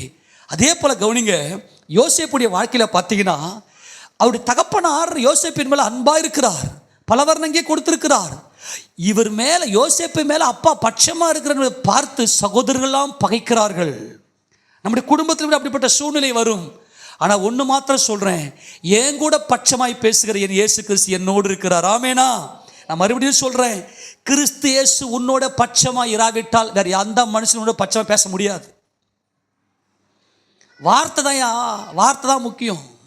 ஒரு நல்ல வார்த்தை பேசுவானா அதுக்கு நம்முடைய மனசு புரியணுமே. நம்முடைய மனசை புரிந்தவர் இயேசு கிறிஸ்து மாத்திரமே. ஆமேனா? இந்த சகோதரர்கள் எல்லாம் நல்லா கவனிங்க, இந்த சகோதரர்கள்லாம் கூட பிறந்த சகோதரர்கள் தான் யோசேப்பை பட்சமாய் பார்க்காமல், யோசேப்போட பட்சமாய் பேசாமல் பகையாக பேசினாங்க. யோசேப்பு அவர்களுக்கு ஆகாரம் கொடுப்பதற்காக யாக்கோபு கூப்பிட்றார். இவர்கள் என்ன பண்ணாங்கன்னாக்கா சீகோனுக்கு போயிட்டாங்க ஆடு மேய்ச்சிக்கின்னு சகோதரர்கள்லாம். யாக்கோபு கூப்பிட்றாரு, யோசேப்பே நீ போயிட்டு உன் சகோதரர்களுக்கு போய் ஆகாரம் கொடுத்துட்டு வாப்பான்னு நன்மை செய்ய போறாரு. இப்போ யோசேப்பு தான் குடும்பத்தில் தான் சகோதரர்களுக்கு நன்மை தான் செய்கிறாரு. நம்முடைய குடும்பத்துக்காக நம்ம உழைக்கிறோம், எல்லாத்தையும் செய்கிறோம். ஆனால் பட்சம் இல்லாமல் ஏன் பகை இருக்கிறது? என் கர்த்தர் என் பட்சத்தில் இருக்கிறார் என்பதை நம்ம உணராது இருக்கிறது தான் பகை. ஒவ்வொரு நாளும் அதிகாலையில் காலையில் போயிட்டு அவருடைய வார்த்தைக்காக, அப்பா நீர் என்னோட பட்சமாய் பேசும், என் இருதயத்தை புரிந்திருக்கிறீர், என்னோடு ஆறுதலாய் பேசும், எனக்கு நீ ஆறுதல் தேவைன்னு நீ காலையில் அவர் சமூகத்தில் போய் கர்த்தராகிய இயேசு கிறிஸ்துவோடு கூட நீ அவரோடு கூட நல்ல அந்த உறவில் நீ அனுபவித்திருந்தால் உன் உறவுகள் சீர்படும் என்பதுதான் இன்னைக்கு சத்தியம். சில வேளைகளில் நம்முடைய குடும்பத்திலே பட்சமா இல்லாமல் பகையா இருக்கிறது. அதுக்கு என்ன காரணம் என்றால், நீ கர்த்தரோடு கூட பட்சமா இருக்கவில்லை. உன் கர்த்தர் உன்னோடு பட்சமா இருக்கிறார் என்பதை நீ அறியவில்லை. அவர் அன்பே உருவான தேவன், மனுஷரை கட்டி இருக்கிற அன்பின் கயிறுகளினாலே உன்னை இழுத்திருக்கிறார் என்பதை அறியாமல் பிரச்சனை இருக்கும்போது ஆண்டவர் சமூகத்திலே விழுந்து கிடப்போம். ஆண்டவரே இந்த பிரச்சனையை மாற்றணும். மனுஷனுடைய அன்பு சும்மா கொஞ்ச நேரம் அப்படி காட்டினதும் ஜபத்தையே மறந்துடுவோம். அப்புறம் அங்கே ஒரு ரெண்டு குத்து வரும், தேவையில்லாத வார்த்தைகள் வரும், அது மனசை பாதிக்கும். திரும்ப ஓடியாந்து அப்பாறு வந்து நிற்கிறது. நல்லா கவனிங்க, யோசேப்பு கர்த்தர் என் பட்சத்தில் எப்போதும் இருக்கிறார் என்பதை அறிந்திருந்தால்தான் தன் சகோதரர்கள் பகைத்த போது கூட அவங்க அப்பா போயிட்டு சாப்பாடு கொடுத்துட்டு வாப்பா, அவளுக்கு தேவையான ஆகாரத்தை கொடுத்துட்டு சொன்னபோது அந்த ஆகாரத்தை சுமந்து கொண்டு தன் சகோதரிக்கு எடுத்துக்கொண்டு ஓடினார். ஆனால் அவர்களோ இதோ சொப்பனக்காரன் வரான், இவன் அப்பா மாத்திரம் இவன் மேலே ரொம்ப அன்பாக பட்சமாக இருக்கிறார்ல, இவனை தூக்கி இந்த குழியில் தூக்கி போட்டுலான்னு சொல்லிட்டு இந்த வனாந்தரத்தில் அந்த குழியில் தூக்கி போட்டு அவர் எகிப்தில் விற்று போட்டார்கள். அங்கே நடந்த சம்பவம்லாம் நமக்கு நல்லாவே தெரியும். ஆனால் ஒரு ஸ்டேஜில் ஆகாரத்துக்காக அதே சாப்பாட்டுக்காக எகிப்துக்கு போகிறாங்க யோசேப்பு கிட்ட. அங்கே போனால் யோசேப்பு தம்மை வெளிப்படுத்தி காண்பிக்கிறார், நான் தான் யோசேப்பு, பாருங்க நீங்கள் ஒன்றும் பயப்படாதீங்க, அப்பாவை குடும்பத்தில் கூட்டின்னு வாங்க, நான் உங்களுக்காக ஆகாரத்தை கொடுப்பேன். ஆமேன் சொல்லுங்க பார்க்கலாம். உங்களுக்கு ஆகாரத்தை கொடுப்பேன், உங்கள் பட்சமாய் சாய்ந்து உங்களுக்கு நான் ஆகாரத்தை கொடுப்பேன். யோசேப்பு தன் சகோதரர்களை மனுஷரை கட்டியிருக்கிற அன்பின் கயிறுகளை இழுத்து அவர்களுக்கு ஆகாரத்தை கொடுக்கிறார். ஆமேன் சொல்லாமா? அவர்களோடு பட்சமாய் பேசுகிறார். யாக்கோபும் போறார் எகிப்துக்கு. அங்கே யாக்கோபு இருக்கிற வரைக்கும் தன் சகோதரர்கள்லாம் நல்லா இருந்தாங்க. யாக்கோபு மரித்து விட்டார், தன் பிதாக்கள் கூட நித்திரை அடைந்து விட்டார். இப்போ பயப்படுறாங்க சகோதரர்கள், ஐயோ நம்ம யோசேப்பை பகைச்சோமே, யோசேப்பை விற்று போட்டோமே, அப்பா இருக்கிற வரைக்கும் நம்ம நல்லா பார்த்தான் யோசேப்பு, அப்பா இப்போ நித்திரை அடைந்து விட்டார், தன் பிதாக்களோடு கூட கல்லறையில் நித்திரை அடைந்து விட்டார், இப்போ யோசேப்பு நம்மளை பகைப்பானோ அப்படின்னா தெரியலையேன்னு சொல்லிட்டு இந்த சகோதரர்கள் அப்படி பயந்து கொண்டிருந்த போது யோசேப்பு போய் தன் சகோதரர்களோட பட்சமாய் பேசினார். ஆமேனா? ஏன் யோசேப்பு மாத்திரம் தன் சகோதரர்களோடு பட்சமாய் பேச முடிந்தது என்றால், வானத்தையும் பூமியை உண்டாக்கின கர்த்தராகிய இயேசு கிறிஸ்து என் பட்சத்தில் இருக்கிறார் என்பதை நான் அறிவேன், மனுஷன் எனக்கு என்ன செய்வான்? மனுஷன் எனக்கு என்ன செய்வான்? ஆமேனா? மனுஷன் எனக்கு என்ன செய்வான்? என் ஆண்டவராக இயேசு கிறிஸ்து என் பட்சத்தில் இருக்கிறார். எடுத்து வாசிங்க பார்க்கலாம். ஆதியாகம புத்தகம் 50வது அதிகாரத்தில் அதில் இந்த பட்சமாய் பேசினன்ற வார்த்தையை மாத்திரம் 21வது வசனத்தை வாசிங்க பார்க்கலாம். ஆதலால் பயப்படாதிருங்கள், நான் உங்களையும் உங்கள் குழந்தைகளையும் பராமரிப்பேன் என்று அவர்களுக்கு ஆறுதல் சொல்லி என்ன சொல்லி யோசேப்பு ஆறுதல் சொல்லி அவர்களோட பட்சமாய் பேசினான். சரிங்க, கவனிங்க. யோசேப்புக்கு தங்கள் சகோதரர்கள் செய்தது முழுக்க என்னது? துரோகம், வஞ்சகம். மனசுக்குள்ள ஒன்றை வச்சுக்கிட்டு வெளியே சகோதரர்கள் உறவாடினார்கள். ஆனால் யோசேப்பு எந்த சூழ்நிலையிலுமே அவர்களோட எல்லாரோடும் பட்சமாய் பேசினார். தேன் கூடு போல பேசினார். நீங்க ஒன்னுத்துக்கும் பயப்படாதீங்க. அப்பா இல்லைனாலும் பிரச்சனை இல்லை, நான் உங்கள் சகோதரர். நீங்கள் எனக்கு தீமை செஞ்சீங்க, ஆனால் தேவனோ அந்த தீமை எனக்கு நன்மையாய் மாற பண்ணினார். ஆமேனா? இயேசு கிறிஸ்து என் பட்சத்தில் இருக்கிறார் என்பதை நீங்கள் உணர்ந்திருப்பீர்களே, ஆனால் மனுஷன் எனக்கு என்ன செய்வான்? நான் அவர்களுக்கு பட்சமாக தான் இருப்பேன் என்கின்ற அந்த அன்பின் இருதயம் நமக்குள்ளே இருக்கும். 118 சங்கீதம் 6வது வசனத்தை வாசிங்களேன். 118 சங்கீதம் 6வது வசனம் வாசிங்க. கர்த்தர் என் பட்சத்தில் இருக்கிறார். எல்லாம் சொல்லுங்க பார்க்கலாம். யார் பட்சத்தில் இருக்கிறார்? எல்லாம் அறிக்கை பண்ணுங்க. கர்த்தர். எல்லாம் அறிக்கை பண்ணுங்க பார்க்கலாம். கர்த்தர் என் பட்சத்தில் இருக்கிறார், நான் பயப்படேன். மனுஷன் எனக்கு என்ன செய்வான்? ஆமென் சொல்லுங்க பார்க்கலாம். கர்த்தர் என் பட்சத்தில் இருக்கிறார், நான் பயப்படேன். மனுஷன் எனக்கு என்ன செய்வான்? அதனால மனுஷனை குறித்து பயப்பட வேண்டாம். மனுஷர்கள் எனக்கு என்ன செய்வார்களோ என்று சொல்லி கலங்கவும் வேண்டாம். நீங்க அவர்களுக்கு பட்சமா இருங்க. கர்த்தர் என் பட்சத்தில் இருக்கிறார், அவர் என்னுடைய ஆத்மாவில் கலந்திருக்கிறார், என் அன்பில் அவர் கலந்திருக்கிறார் என்பதை நீங்க உணர்ந்தீங்கன்னா, எந்த சூழ்நிலையிலுமே எல்லா மனுஷருக்குமே உங்களுக்கு துரோகம் செஞ்ச மனுஷர்களுக்கு கூட நீங்க பட்சமாக தான் இருப்பீங்க. கர்த்தர் என் பட்சத்தில் இருக்கிறார், மனுஷன் எனக்கு என்ன செய்வான்? எல்லாம் ஒரு அறிக்கை பண்ணுங்க. கர்த்தர் என் பட்சத்தில் இருக்கிறார், நான் பயப்படேன். ஆமேனா? கர்த்தர் என் பட்சத்தில் இருக்கிறார், நான் பயப்படேன். மனுஷன் எனக்கு என்ன செய்வான்? நான் மறுபடியும் சொல்றேன், குடும்பத்திலேயே இப்படி நீங்க எல்லாம் புரிஞ்சுக்கணும். ஏன்னா மனசு கெட்டு போயிருக்குது. கணவன் மனைவி தான் ஒருவரோட ஒரு பட்சமா இருக்கணும் தான். அப்பா பிள்ளை தான், அப்பா பிள்ளை உறவு தான், மாமா மச்சா உறவு தான். ஏன் அங்கே பிளவுபடுகிறது? ஏன் மனுஷனை கண்டு பயப்படுகிறோம்? ஏன் அங்கே பிரச்சனை ஏற்படுது? என் கர்த்தர் என் பட்சத்தில் இருக்கிறார், அவரோடு கூட உறவாடி கொண்டிருக்கிறேன், அவர் சமூகம் என்னை சூழ்ந்திருக்குதுன்னு சொல்லி நீ அவரை சார்ந்து கொண்டனா, அவர் அன்பில் நீங்கள் கலந்துட்டீங்கன்னா எந்த மனுஷனுக்கு பயப்படாமல் பதற மாட்டீங்க, எந்த சூழ்நிலையை பதற மாட்டீங்க. ஏன்னா மனுஷங்க நம்மளை விழுங்க நினைப்பாங்க. மனிதனுடைய பொதுவாகவே மனுஷனுடைய சுபாவம் என்னன்னா, நான் நல்லா சுகபோகமாக நல்லா ஜாலியாக இருக்கணும், நான் ரொம்ப சந்தோஷமாக இருக்கணும் அப்படின்னு தான் நினைப்பாங்க. ஆனால் ஒரே ஒரு காரியத்தை நம்ம என்ன பண்ணோம்னாக்கா, அதற்காக நம்ம என்ன செய்வாங்கன்னா, நம்முடைய உழைப்பை உறிஞ்சி குடிப்பாங்க. உதாரணம் சொல்கிறேனே, சகோதரிகளுக்கு உடம்பு சரியில்லாமல் ஆகிடும், எழுந்து நிற்க கூட முடியாது. இவர் வீட்டுக்கார் ஜாலியாக ஊரை சுற்றிட்டு போயிட்டு வந்துட்டு ஏய் துணி துவைக்கல, ஏன் இது சாப்பாடு செய்யலை, ஏன் இதை பண்ண அறிவு இல்லை, என்ன ஆகும்? ஏற்கனவே உடல் பாதிப்பில் மனசெல்லாம் பாதிக்கப்பட்டிருக்கிற நமக்கு என்ன ஆகும்?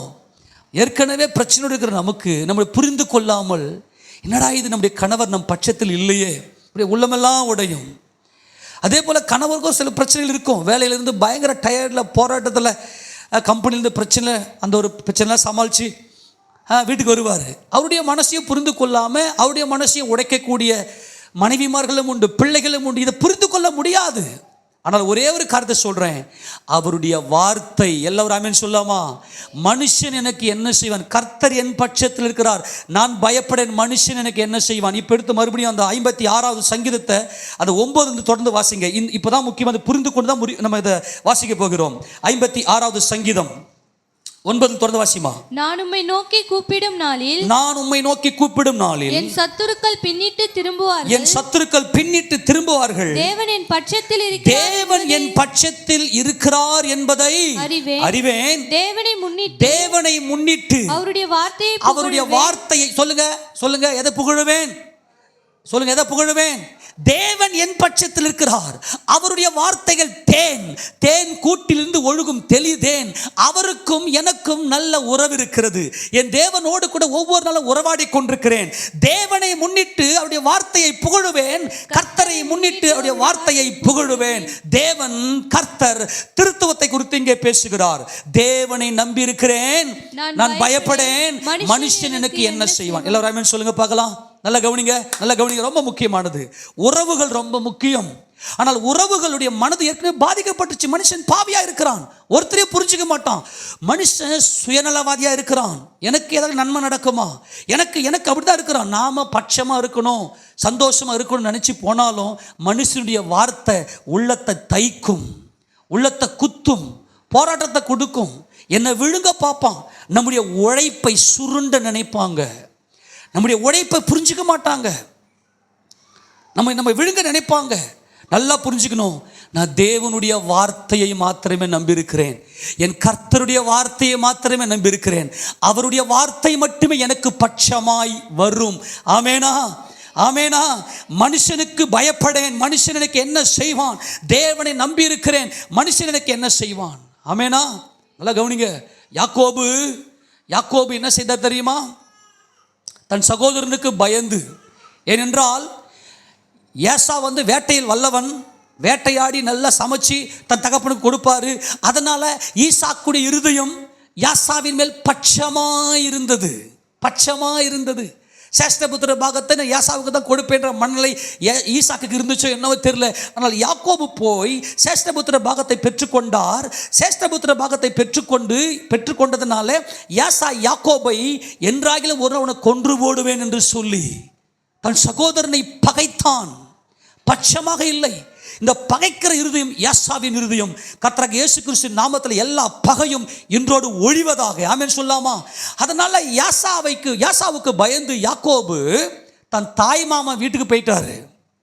தாய் மாமா வீட்டுக்கு போனா என்னைக்கு இந்த யாக்கோபு போனாரோ அன்னிலிருந்து கர்த்தருடைய அந்த ஆசீர்வாதம் லாபானுடைய வீட்டில் நல்லா ஓகோன்னு இருக்குது.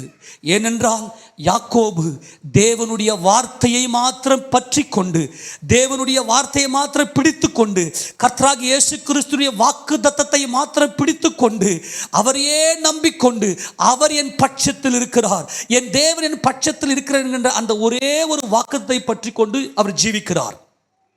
இப்போ நல்லா கவனிங்க.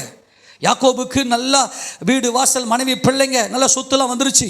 இப்போ ஆண்டவர் சொல்லிட்டார், நீ எழுந்து உன் தகப்பன் வீட்டுக்கு போய் 20 வருஷம் வேலை செய்கிறாரு.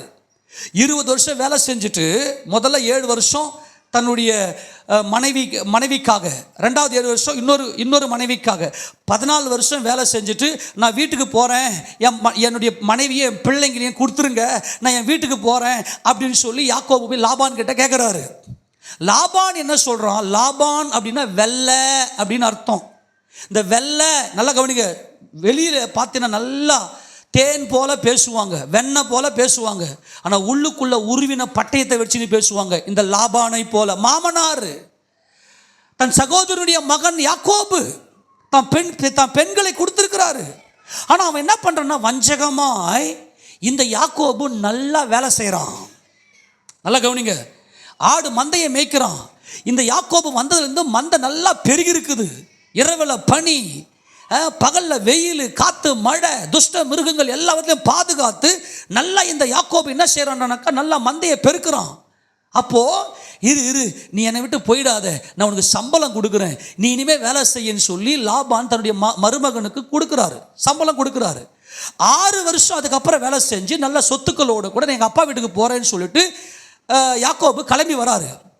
லாபான் என்ன செய்யறான்னாக்கா யாக்கோபை துரத்தி கொண்டு வந்து, நீ எப்படி சொல்லாமல் கொள்ளாமல் என்னை விட்டு நீ போகலாம் அப்படின்னு சொல்லி ஒரு பெரிய படையோடு கூட யாக்கோபை அழிக்கும்படிக்கு, உண்மையிலே யாக்கோபை அழிக்கும்படி தான் மாமனாரே வராரு. பட்சமா இருக்க வேண்டியவன் பகையாக வருகிறான். ஆனால் தேவனோ, தேவனுடைய வார்த்தையானவரோ அந்த லாபானுடைய இருதயத்துக்குள்ள பேசி அவனை தொட்ட நீ தொலைஞ்ச. ஆமேனா? நல்லா கவனித்துக் கொள்ளுங்க. இப்ப யாக்கோபு ஒரு வார்த்தையை சொல்லுவாரு. என்ன வார்த்தை சொல்லுவாருன்னா, என் தகப்பனாகிய ஆபிரகாமின் தேவனும் என் தகப்பனாகிய ஈசாக்கின் பயபக்திக்குரிய என் ஆண்டவராகிய தேவன் வார்த்தையானவர் மாத்திரம் என்னோடே இராவிட்டால், என் பட்சத்தில் இராவிட்டால், உன்னை கடிந்து கொண்டதுனால, ஆமேனா, உன்னை கடிந்து கொண்டதுனால, உன்னை அவர் என் பட்சத்தில் இருக்கிறதுனால நீ என்னை சாகடிக்காம என்னை விட்ட, இல்லை என்னை சாகடிச்சிருப்படா, என் சொத்தை எல்லாம் நீ அபகரிச்சிடான்னு சொல்லி அங்கே யாக்கோபு ஒரு காரியத்தை சொல்லுவார். அந்த வசனத்தை வாசிக்க பார்க்கலாம். ஆதியாகமத்தின் புத்தகம் 31வது அதிகாரத்தில் அங்கே ஒரு வார்த்தை சொல்லுவார் பாருங்களேன். ஆதியாகமம் 31வது அதிகாரம் 42வது வசனத்தை வாசிக்க பார்க்கலாம். என் பிதாவின் தேவனாகிய ஆபிரகாமின் தேவனும் ஈசாக்கின் பயபக்திக்குரியவரும் என்னோடு இராமற் போனால் நீர் இப்பொழுது என்னை வெறுமையா அனுப்பிவிட்டிருப்பீர். நல்லா கவனிங்க. இப்போது என்னை வெறுமையா அனுப்பிவிட்டிருப்பீர். தேவன் என் சிறுமையும் என் கைப்பிரயாசத்தையும் பார்த்து நேற்று ராத்திரி உம்மை கடிந்து கொண்டார் என்று சொன்னார். ஆமென் சொல்லுங்க. யார் ஏன் கூட இருக்கிறாரு சொல்லுங்க? என் பிதாக்களின் தேவன், என் ஆபிரகாமின் தேவனும் ஈசாக்கின் பயபக்திக்குரிய தேவன் என் கூட இருக்கிறார். அவர் ஏன் பட்சத்தில் இருக்கிறார். அதனால என்ன தொடர்றதுக்கு உனக்கு அனுமதி கொடுக்கவில்லை. ஆமேனா? கர்த்தர் என் பட்சத்தில் இருக்கிறார், நான் பயப்படேன், மனுஷன் எனக்கு என்ன செய்வான். ஆமேன் சொல்லாமா? கர்த்தர் என் பட்சத்தில் இருக்கிறார் என்பதை நான் அறிவேன். ஆமேனா? அறிந்திருக்கிறீங்களா? நல்லா கவனிங்க, நல்லா கவனிங்க. உடனே இந்த லாபான் என்ன சொல்றான் பாருங்களேன். இதாங்க உறவுகள், இதான் பொல்லாதவர்கள், இதான் சத்துருக்கள் என்ன செய்றாங்க பாரு. வாசிக்க பார்க்கலாம் தொடர்ந்து. அப்பொழுது லாபான் யாக்கோபுக்கு பிரதியுத்தரமாக, இந்த குமாரத்திகள் என் குமாரத்திகள், இந்த பிள்ளைகள் என் பிள்ளைகள், இந்த மந்தை என் மந்தை, நீ காண்கிற யாவும் என்னுடையவைகள். என் குமாரத்திகளாகி இவர்களையும் இவர்கள் பெற்ற பிள்ளைகளையும் இன்று நான் என்ன செய்யக்கூடும்? இவன் என்ன சொல்றான் பாருங்களேன்.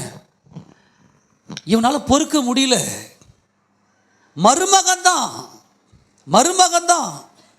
ஏய், இந்த இந்த இந்த மனைவியில் என் பிள்ளைங்க, உனக்கு பெற்ற பிள்ளைங்க எந்த, உன் சொத்துக்களும் எந்தன்றான். அவளை விட முடியல.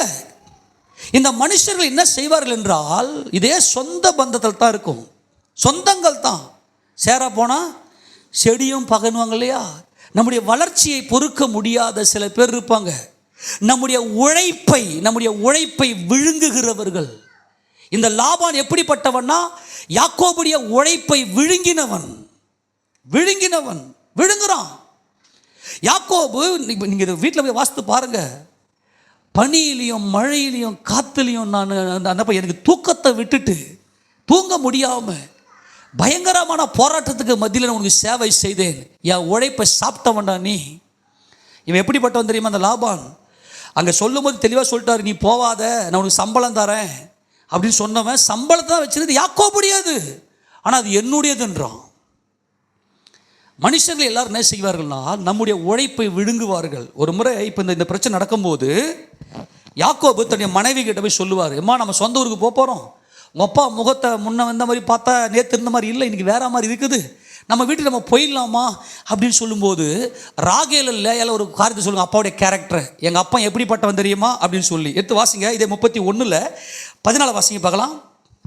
அதற்கு ராகேலும் லேயாலும் எங்கள் தகப்பன் வீட்டிலே இனி எங்களுக்கு பங்கும் சுதந்திரமும் உண்டோ? அவரால் நாங்கள் அந்நியரை எண்ணப்படவில்லையோ? அவர் எங்களை விற்று எங்கள் பணத்தையும் வாயிலே போட்டு கொண்டார். எதை போட்டுனாரு? விழுங்கிட்டான். இந்த லாபான் விழுங்குறவன். இந்த லாபான் எப்படிப்பட்டனா, இப்படிப்பட்ட லாபான்கள் நம்மளை சுத்தி இருப்பாங்க. அவனை விழுங்கலாம், அவனை உயிரோட விழுங்கலாம். 124 சங்கீதம் 1 வாசிக்க பார்க்கலாம். 124 சங்கீதம் 1 மனுஷர் நமக்கு விரோதமாய் எழும்பின போது, நல்லா கவனிங்க, மனுஷர் நமக்கு விரோதமாய் எழும்பின போது கர்த்தர் நமது பக்கத்தில் இராவிட்டால், கர்த்தர் யாம் பக்கத்துல இல்லைனா, கர்த்தர் தாமே நமது பட்சத்தில் இராமல் இருந்திருந்தால், அவர்களுடைய கோபம் நம்மேல் எரிகையில் நம்மை உயிரோடே விழுங்கி இருப்பார்கள். எப்படி விழுங்கி இருப்பாங்க? சொல்லுங்க, எப்படி விழுங்கி இருப்பாங்க? உயிரோடே விழுங்கிட்டு இருப்பாங்க நம்மள. ஏன்னா சத்துருக்களின் கூட்டம் அப்படிப்பட்ட கூட்டம். கர்த்தர் மாத்திரம் நம் பட்சத்தில் இல்லைன்னா அவருடைய கோபம் நம்ம மேல கோபம் பற்றி எரிகிறது. நம்முடைய வளர்ச்சியை பொறுக்க முடியல. இந்த லாபானை போல நம்மை விழுங்க பார்க்கிறார்கள். அப்படிப்பட்டதான விழுங்குதல் நம்மை விட்டு தூரம் போகிறதுக்கு காரணம், இன்னைக்கு நம்ம நிலைத்திருப்பதற்கு காரணம், கர்த்தர் என் பட்சத்தில் இருக்கிறார். ஆமென் சொல்லாமா? கர்த்தர் என்னோடு கூட இருக்கிறார். ஆமென் சொல்லாமா? என் ஆண்டவராக இயேசு கிறிஸ்து என் கூட இருக்கிறதுனால தான் நான் இன்னைக்கு நிலைத்திருக்கிறேன். இல்லைன்னா அவங்க கோபம் என் மேல பத்தி எரியும் போது என்னை உயிரோடையே விழுங்கியிருப்பாங்க. என் ஆண்டவராக இயேசு கிறிஸ்து என் கூட இருக்கிறதுனால இன்னைக்கு வரைக்கும் நான் நிலைத்து இருக்கிறேன். ஆமென் சொல்ல முடியுமா? எல்லாரும் ஆமென் சொல்லாமா? சரி, இப்போ ஒரு முடிவுக்கு வருகிறேன். இப்போ ஒரு ரிசல்ட் நான் உங்களுக்கு கொடுக்குறேன். என்ன கொடுக்குறேன்னாக்கா, இப்போ ஆண்டவர் முழுக்க முழுக்க அவருடைய அன்பு மாறவில்லை. கர்த்தராகிய இயேசு கிறிஸ்து என்னை உலக தோற்றத்துக்கு முன்பதாக நேசித்த அந்த நேசம் மாறவில்லை. அவர் என் மேல பட்சமாய் இருக்கிறார் என்பதை நான் பூரணமாய் உணர்ந்து கொள்ள வேண்டும். இதுதான் அவருடைய ஒரே நோக்கம். அப்ப கர்த்தர் என் பட்சத்தில் இருப்பாரே ஆனால் எல்லா மனிதர்களையும் என் பட்சமாக சேர்ப்பார். ஆமெனா? எல்லாரும் என் பட்சத்தில் வருவாங்க. யாரெல்லாம் எனக்கு விரோதமாக எழும்பினாங்களோ அவங்கள என் பட்சத்தில் வருவாங்க. அப்போ தேவன் தான் இன்னைக்கு நமக்கு இந்த வாக்குத்தத்தை கொடுக்கிறார். அப்போ கர்த்தர் என் பட்சத்தில் இருக்கிறார்னு சொல்லி நான் உணர்ந்து கொள்ளணும். கர்த்தர் என்னோடு கூட இருக்கிறத உணர்ந்து கொண்டால் மட்டும்தான் எல்லா சூழ்நிலையும் சாதகமாக்கி தேவன் நமக்கு கொடுப்பார். அதுக்கு கர்த்தர் ஒரு காரியத்தை செய்வார். யாரால கர்த்தர் என் பட்சத்தில் இருக்கிறார் என்பதை உணர்ந்து கொள்ள முடியும் என்றால், வனாந்தரத்தை கடந்தவர்கள். வனாந்தரம், ஒரு வனாந்தரத்தை கடந்திருக்கணும். நீ வந்த பாதையை பார்த்தீங்கன்னா பயங்கரமான வனாந்தரமாக இருக்கும். அந்த வனாந்தரத்தை நீ கடந்து வந்தா தான் உன் நிலையை நீ உன்னை வெறுத்துட்டு, உன்னை நீ நம்புறத நீ வெறுத்துட்டு, என் ஆண்டவராக இயேசு கிறிஸ்துவை நம்புவேன் என்று சொல்லி அவருடைய பட்சத்தை சார்ந்து கொள்ளுவாய். ஓசியா தீர்க்கதரிசியின் புத்தகம் 2வது அதிகாரம் 14வது வசனத்தை வாசிங்க பார்க்கலாம். வேகமா வாசிங்க. ஓசியா 2:14. ஆயினும் இதோ நான் அவளுக்கு நயங்காட்டி அவளை வனாந்தரத்தில் அழைத்து கொண்டு போய் அவளோட பட்சமாய் பேசி. நல்லா கவனிங்க. ஆண்டவர் சொல்றாரு, இந்த பட்சம் என்பது என்ன தெரியுமா? இந்த பட்சம் என்பது என்ன தெரியுமா? கணவன் மனைவி உறவை போல. பட்சம் என்பது அந்த அன்பு, ஒருவரோடு ஒருவர் அன்பை பகிர்ந்து கொள்வது போல. நமக்கு அன்பு தேவை, அன்பு இல்லாமல் இருக்கிறோம். ஆனால் நமது ஆண்டவராகிய இயேசு கிறிஸ்து, நமது மணவாளனாகிய இயேசு கிறிஸ்து நம்மோடு கூட பட்சமாய் பேசி நமக்கு நித்திய ஜீவனை, நித்திய மணவாட்டி என்கின்ற மகிமையை தேவன் நமக்கு கொடுத்திருக்கிறார். எல்லாரும் ஆமென் சொல்லுவாமா? அங்கே நான் உங்களோட பட்சமாய் பேசுவேன். ஆவிக்குரிய ரீதியில் கவனிங்க. இப்போ நமக்கு கவனிங்க, மனுஷர்கள் ரீதியில் நம்ம பார்த்தோம். கர்த்தரை மாத்திரம் நம்ம பட்சத்தில் இல்லைனாக்கா மனுஷர் நம்மை உயிரோடு விழுங்கியிருப்பாங்க. சரி, இப்போ கர்த்தர் என் பட்சத்தில் இருக்கிறார் என்பதற்கான ஒரு அடையாளம் என்ன அப்படின்னா, கர்த்தர் நம்மை வனாந்தரத்தில் அழைத்திருப்பார். உன் வாழ்க்கையில் போராட்டம், பிரச்சனை, வேதனைகள் எல்லாம் பயங்கரமாக இருக்கும். என்னால் முடியும்னு ஒரு காலத்தில் நீ ஓடி இருந்த, ஆனால் ஒரு ஸ்டேஜில் உன்னால் ஒன்றுமே முடியாது என்ற ஸ்டேஜ் வரைக்கும் உன்னை வனாந்தரத்தில் அழைத்து கொண்டு வருவார். அப்போ வனாந்தரத்தில் அழைத்து கொண்டு வந்தபோது உன் நிலையை நல்லா உணர்ந்து, நான் ஒரு மண்ணு தானே, என்னால் ஒன்றுமே ஆகாது, ஏசப்பா உம்மால் மட்டும்தான் எல்லாம் ஆகும்னு சொல்லி கர்த்தராகிய இயேசு கிறிஸ்துவையே நீ சார்ந்து கொள்ளுவ. அப்போ தான் உன்னை நான் நித்திய விவாகத்திற்கு என்று நான் உன்னை நியமித்துக் கொள்வேன் என்று சொல்லுகிறார். 19வது வசனம் வாசிங்க பார்க்கலாம். நித்திய விவாகத்துக்கென்று உன்னை எனக்கு நியமித்துக் கொள்ளுவேன். நீதியும் நியாயமும் கிருபையும் உருக்க இரக்கமுமாய் உன்னை எனக்கு நியமித்துக் கொள்ளுவேன். உண்மையாய் உன்னை எனக்கு நியமித்துக் கொள்ளுவேன். நீ கர்த்தரை அறிந்து கொள்ளுவாய். எல்லாரும் சொல்லுங்க. நீ கர்த்தரை என்ன பண்ணுவ? அறிந்து கொள்ளுவ. எப்படி அறிந்து கொள்ளுவ? கவனிங்க. மனுஷர்கள் உங்கள் பட்சமாக இருக்க வேண்டும், அல்லது மனுஷர்கள் உங்களுக்கு விரோதமாக எழும்பி உங்களை விழுங்க பார்க்கும்போது நீங்கள் விழுங்கப்படாமல் நீங்கள் நிலைத்திருக்க வேண்டுமே ஆனால் கர்த்தர் உங்கள் பட்சத்தில் இருக்கிறார் என்பதை நீங்கள் அறிய வேண்டும். கர்த்தர் என் பட்சத்தில் இருக்கிறார் என்று யார் சொல்ல முடியும் என்றால் மணவாட்டி தான் சொல்ல முடியும். மணவாட்டி கர்த்தராகிய இயேசு கிறிஸ்து என் மணவாளன். அப்படியானால் என் மாம்சத்தால் எனக்கு நித்திய ஜீவனை கொடுக்க முடியாது. என் ஆண்டவராகிய இயேசு கிறிஸ்து மாத்திரமே எனக்கு நித்திய ஜீவனை கொடுக்க முடியும் என்கின்ற அந்த உணர்வு இருந்தால் மாத்திரம்தான் உன் நிலையை வெறுத்து உன்னை தாழ்த்தி தேவ சமூகத்தில் ஒப்பு கொடுக்கும் போது தான் அந்த பட்சமான கிறிஸ்துவினுடைய அந்த பட்சமான அன்பு, அந்த கல்வாரி அன்பு, அந்த நித்திய விவாகம், நித்திய காலமாய் நான் உன்னை எனக்கு மனவாட்டியாக நியமித்து கொள்ளுவேன் என்கின்ற கிறிஸ்துவினுடைய அந்த அன்பு உனக்கு புரியும். அந்த அன்பு உனக்கு புரியணும். ஃபர்ஸ்ட் நல்லா கவனிக்கணும், ரொம்ப முக்கியமானது. ரூத்தை பார்க்குறோம். ரூத்து மோவாபிய ஸ்திரீ. ஆனால் அவள் எலிமெலேக்கு போகிறாரு மனைவியோட பிள்ளைகளோட. அங்கே கிலியோன் மக்லோன் என்கின்ற பிள்ளைகளுக்கு திருமணம் செய்து வைக்கிறார். அதில் ரெண்டு பிள்ளைகள் செத்து போகிறாங்க. ரூத் வேத ஆராய்ச்சி சொல்கிறாங்க ரூத் மோவாபிய ஒரு இளவரசி என்று சொல்லி. ஆனால் அவளோ கிறிஸ்து இயேசுவினுடைய கர்த்தராகிய யெகோவா தேவனுடைய அன்பை புரிந்து கொண்டவளாய், தேவ அன்புக்கு தம்மை முழுதுமாய் ஒப்பு கொடுத்து, என்னால் ஒன்றும் ஆகாது, என் தேவனாலே எல்லாம் ஆகும் என்று சொல்லி, அங்கே நகோமி சொல்கிறாங்க, நீங்கள் விதவை ஆயிட்டீங்க, எனக்கு வேற பிள்ளைங்களும் கிடையாது, வேற பிள்ளையை பெற்றெடுத்து உங்களுக்கு கொடுக்க முடியாது, அவங்க அப்பா அம்மா வீட்டுக்கு போயிடுங்கம்மான்னு சொல்லி அம்மா வீட்டுக்கு அனுப்பின போது ஒருபால் போய்விட்டால். ஆனால் ரூத்தோ நகோமியை உறுதியாய் பற்றி கொண்டு ஒரு காரியத்தை சொல்லுகிறார். நீ என்னை விட்டு போன்னு சொல்லக்கூடிய வார்த்தை இனிமே என்கிட்ட ஒருபோதும் சொல்லாதீங்க. நீங்கள் எங்கே போகலாங்க, நான் வருவேன். உங்கள் ஜனம் என் ஜனம், உன் தேவன் என் தேவன், நீ எங்கே மரிக்கிறியோ அங்கே நான் மரிப்பேன் என்ற உறுதியோடு கூட உயிர்த்தெழுந்த இயேசு கிறிஸ்துவை நம்பி இஸ்ரவேலின் தேவனாகிய சட்டைகளின் கீழே, கர்த்தராகிய தேவனுடைய சட்டைகளின் கீழே அடைக்கலமாய் புகும்படியாய் வந்த ரூத்துக்கு போவாஸ் அடைக்கலம் கொடுக்கிறார். நல்லா மைண்டில் வச்சுக்கணும். அங்கே வந்ததும் இந்த அம்மாவுக்கு எந்த ஒரு எதிர்காலமும் இல்லை, எதையும் நம்பி வரல, என் கர்த்தரை நம்பி கர்த்தருடைய தேசத்துக்கு வருகிறேன். ஆமென் சொல்லாமா? இந்த அம்மாவுடைய வாழ்க்கையில் ஒரு பயங்கரமான வனாந்தரம், ரூத்தின் வாழ்க்கையில் ஒரு பயங்கரமான வனாந்தரம். விதவை ஆயிட்டாங்க, வாழ்க்கையே போயிருச்சு. நான் ஏதோ போறேன்னு போகாம கர்த்தர் என் பட்சத்தில் இருக்கிறார். ஆமெனா? யெகோவா தேவன் என் பட்சத்தில் இருக்கிறார் என்று சொல்லி அவள் யெகோவா தேவனுடைய தேசத்துக்கு வருகிறார்கள். அங்கே போவாஸ் அங்கே வந்ததுமே இந்த அம்மா கதிர் பொறுக்க போறாங்க. சாப்பாட்டுக்கு ஒன்றும் இல்லை. ரூத்தின் சரித்திர புத்தகத்தை திருப்பி கொள்ளுங்க பார்க்கலாம். அங்கே ரூத்தோடு கூட போவாஸ் பேசின வார்த்தைகளை குறித்து அங்கே ரூத்தினுடைய அந்த அறிக்கையை நாம் வாசிக்கும் போது 13 வாசிக்க பார்க்கலாம். 2:13.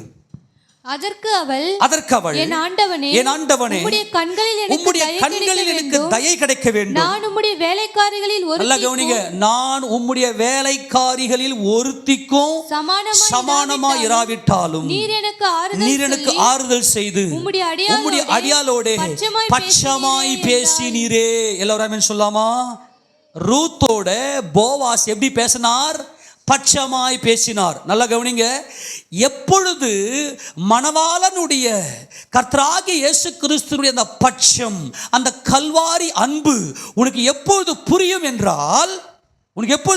என்றால், போவாசே, உம்முடைய வேலைக்காரிகள் ஒருத்திகளிலும் நான் தகுதியானவள் அல்ல. உம்முடைய வேலைக்காரிகள் அங்கே சொல்றார், உம்முடைய வேலைக்காரிகள் ஒருத்திக்கும் நாம் சமம் அல்ல. அந்த தாழ்மை நான் சொல்லி முடிக்கிறேன், கொஞ்சம் கவனித்து கொள்ளுங்க. கர்த்தர் என் பட்சத்தில் இருந்தால் எந்த மனுஷனுக்கு நம்ம பயப்பட தேவையில்லை.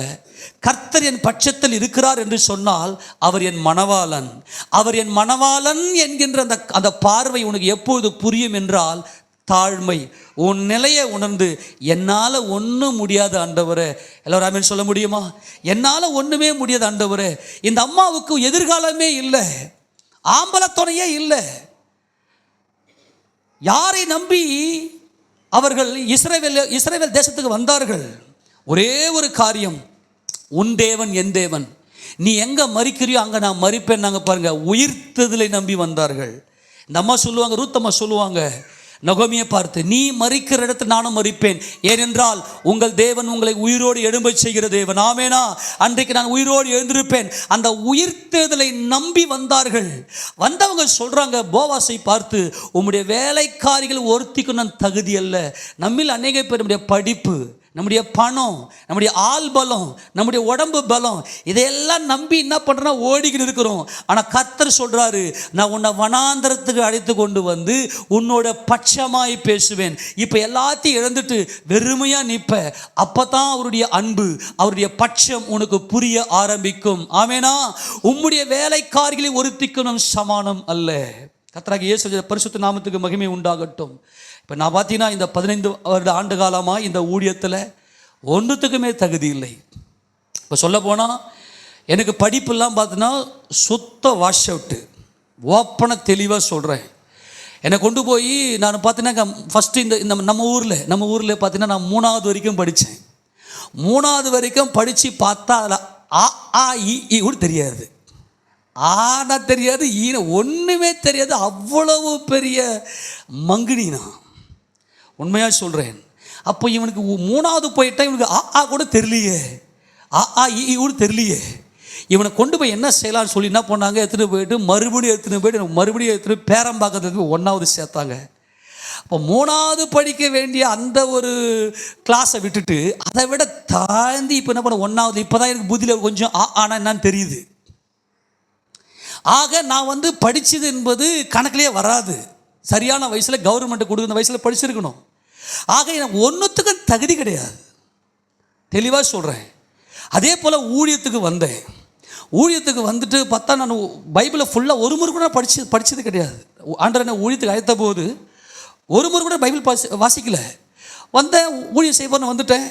பாஸ்டர் மீட்டிங் கூப்பிட்றாங்க, பாஸ்டர் மீட்டிங் போகிறேன். பாஸ்டர் மீட்டிங் போனாங்க, பாஸ்டர் திருத்துவத்தை பற்றி பேசுகிறாரு, கை காலெல்லாம் நடுங்குது. என்னடா இது, என்னென்ன பற்றியோ பேசுகிறாங்க.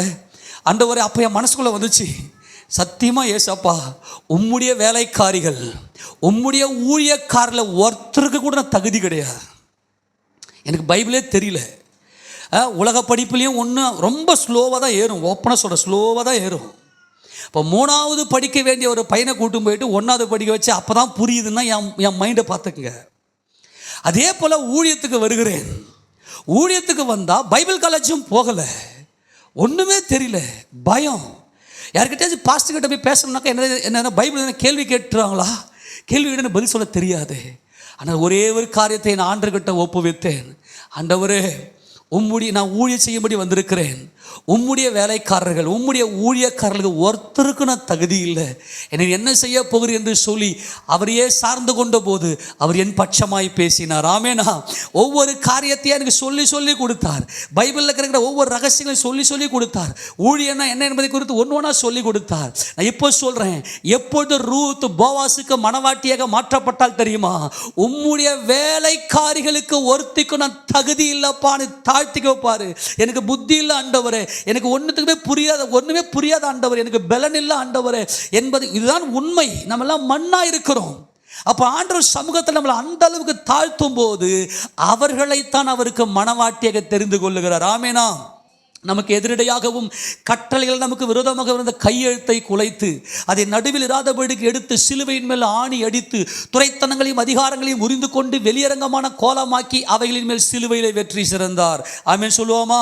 அப்போ மணவாளனாகிய இயேசு கிறிஸ்து, மணவாளனாகிய போவாஸ் ரூத்தோடு கூட அந்த வனாந்தர வாழ்க்கையில் என் வாழ்க்கையை எல்லாம் போச்சு, ஆனால் ரூத்தம்மா ஒரே ஒரு காரியத்தை மாத்திரம் நினைத்து வந்தார்கள், நீ எங்கே மரிக்கிறையோ அங்கே நான் மரிப்பேன், ஏனென்றால் நான் நித்திய காலமாய் அவரோடு உயிரோடு எழுந்து அவரோடு கூட ஆளுகை செய்வேன், நித்திய விவாகத்திற்கென்று அவர் என்னை நியமித்துக் கொள்ளுவார் என்கின்ற சிந்தையோடு கூட ரூத்தம்மா என்ன செய்றாங்க, இஸ்ரவேலின் தேவனை நோக்கி வருகிறார்கள். ஆனால் அந்த இடத்துல அந்த அம்மாவுக்கு ஒரு பெரிய பிரதிபலன், போவாஸ் பட்சமாய் பேசினார். இந்த பட்சம் என்பது கணவன் மனைவி உறவு. கணவன் மனைவியால் மாத்திரம்தான் அன்பை பகிர்ந்து கொள்ள முடியும், அன்பை பரிமாறிக்கொள்ள முடியும்.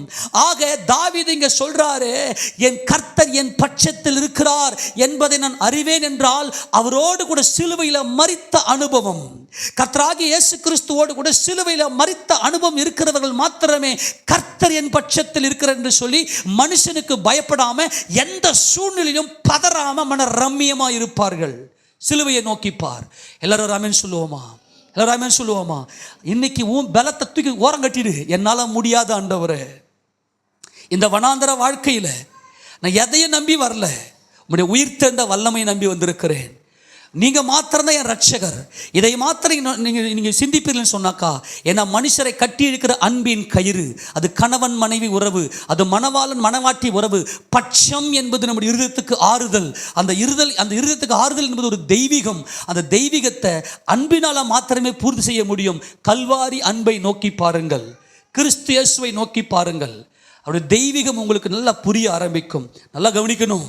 எஸ்தர் தாய் தகப்பன் இல்லாதவள், எல்லாரும் மொர்தெகாயால் வளர்க்கப்பட்டவள், தன்னுடைய அண்ணால் வளர்க்கப்பட்டவள். இப்போ கன்னி மாடத்திற்கு எல்லாரும் இழுக்கிறார்கள். கன்னி மாடத்தில் இப்போ ராஜாவை அங்கே தயார் செய்யப்பட்டு அந்த கன்னிகள் ராஜா கிட்ட பிரவேசிக்கணும். ராஜா கிட்ட பிரவேசிக்கும் போது அந்த கன்னியர்கள்லாம் என்னென்னலாம் கேட்குறாங்களோ அதையெல்லாம் அவர்களுக்கு கொடுப்பாங்க. அது வழக்கம். நல்லா கவனிக்கணும். எஸ்தரோ வென்றால் இந்த கன்னியர்கள் கேட்கிற ஒரு காரியத்தையும் கேட்காமல் யாகா என்ன நியமித்தாரோ அதை மாத்திரம் பெற்றுக்கொண்டு ராஜா விடுதலை பிரவேசித்தார்கள். நல்லா பெரிய கன்னி, நல்லா பெரிய அழகி. நல்லா கவனிங்க, அழகு என்றால் அறிவு இல்லையா? நல்லா ரொம்ப ரொம்ப அறிவு. அப்படி சொல்லி தன்னுடைய அந்த பெருமையை விட்டு அந்த வனாந்தரத்தின் பாதையில் தேவன் நம்மை அழைத்து கொண்டு வந்தால் அந்த பெருமையெல்லாம் நம்மளை விட்டு போகும். ஆனால் அகாஸ்வேரு ராஜாவோ மற்ற எல்லா கன்னிகையை பார்க்கலாம். நல்லா கவனிங்க, மற்ற எல்லா வேலைக்காரிகளும் உங்களுடைய வேலைக்காரிகளுக்கு நான் தகுதி அல்ல, உங்களுடைய வேலைக்காரிகள் சமானம் அல்ல. எஸ்தர் அண்ணம்மா பார்த்தாங்க, எஸ்தர் அம்மா என்ன பார்த்தாங்க? இந்த கன்னிகளுக்கெல்லாம் நான் தகுதி அல்ல, இந்த கன்னிகையை போல நான் அல்ல, என் தேவனையே நான் சார்ந்திருக்கிறேன்னு சொல்ல போது அகாஸ்வேரு ராஜா இந்த தாழ்மையை பார்த்தார். நல்லா கவனிக்கணும். அங்கே அந்த வசந்த வாசியை பார்க்கலாம். எஸ்தரின் புத்தகத்தில், எஸ்தரின் புத்தகம்